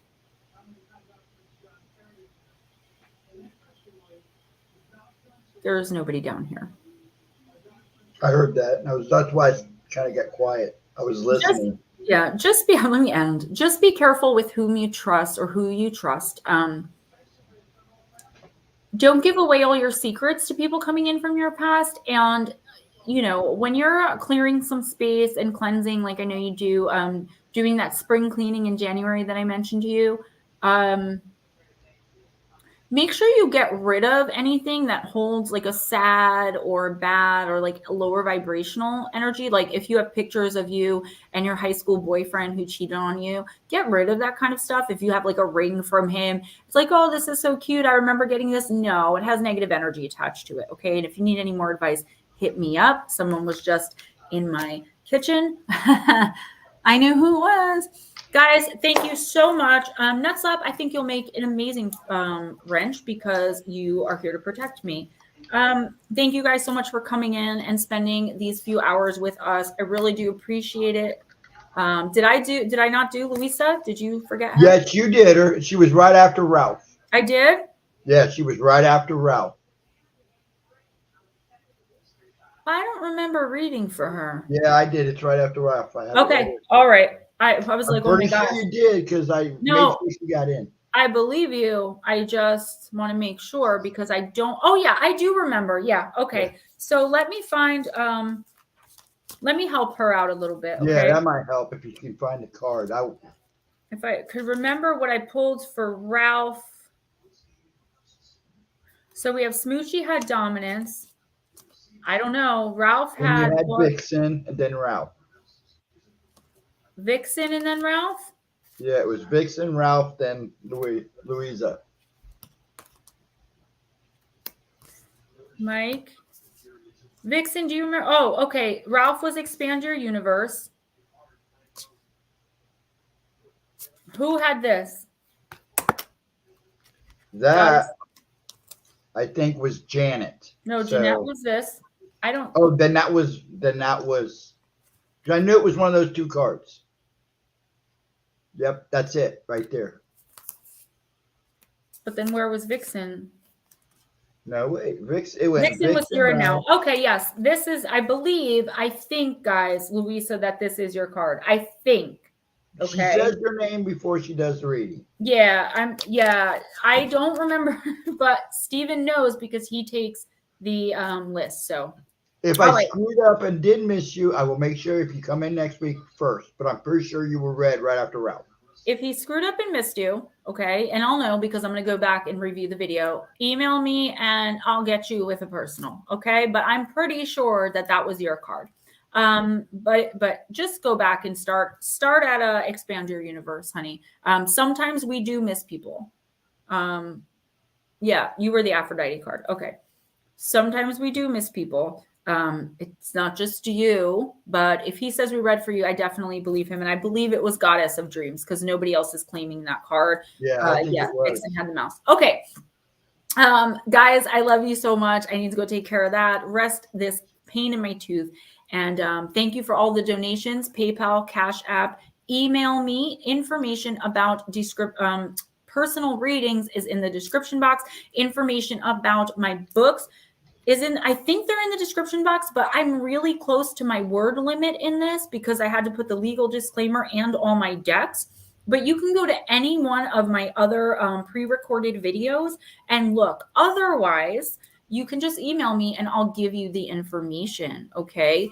Also, tomorrow at 11 a.m. Eastern time, I am putting out, premiering actually, so you guys can chat while the video plays, Bigfoot and Portals in the Woods. Don't forget issue 5 and 6 for the Paranormal Press magazine at theparanormalpressmagazine.com. You can get my issues. Other than that, guys, stay awesome. Don't forget, I'm doing little love boxes for Valentine's Day. They don't cost much. They're just kind of a cute little thing, but they will include crystals and either scent sprays or crystal rollers. So hit me up if you want something like that. Have an amazing week. I will see you guys next Thursday, if possible, because what I'm going to try to do is release the pre-recorded tomorrow and then release one Monday and do the live stream Thursday. I'm going to do my best to do that. If I get it recorded tomorrow, we'll be good to go. And I'm going to really try my best for you guys. I think Wednesday night for Oracle and Thursday night for the live stream just works better.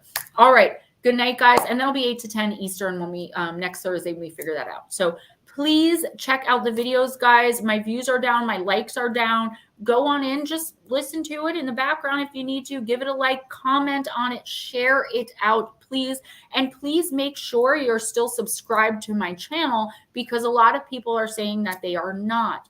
Go on over to Missing Persons and Mysteries, Missing Persons and Mysteries, and subscribe over there. I'm head writer for that channel, so 80% or more of their content was written by me. I'm very affected by the drop 70% in their views. That has something to do definitely with YouTube messing up, but let's go on over there and show them support as well, okay? Bill Melder is the creator and owner of that channel. And again, I am directly affected very much so when the views drop that much. It's a YouTube issue, but let's go on over and show YouTube that we support that channel. Go on over to Paranormal Chop Shop, Paranormal Highway. We're all a community here, forensic mystics, and we have to stick together. Miss Lara, I know you're not still listening, but if you happen to listen to this again, I'd like to have you on the show next Thursday. If anyone else wants to come on, either audio only or video like this, and tell a paranormal story, talk about a paranormal experience, or just chill, talking about our paranormal experiences, email me, or for any other correspondence, help with anything at GemmaJadeParanormal@gmail.com. And I am probably not texting anyone back tonight because I'm exhausted. Love you guys. Be kind to each other. It doesn't cost anything. I believe in you. You're amazing. You're fantastic. And be kind to yourselves. Bye.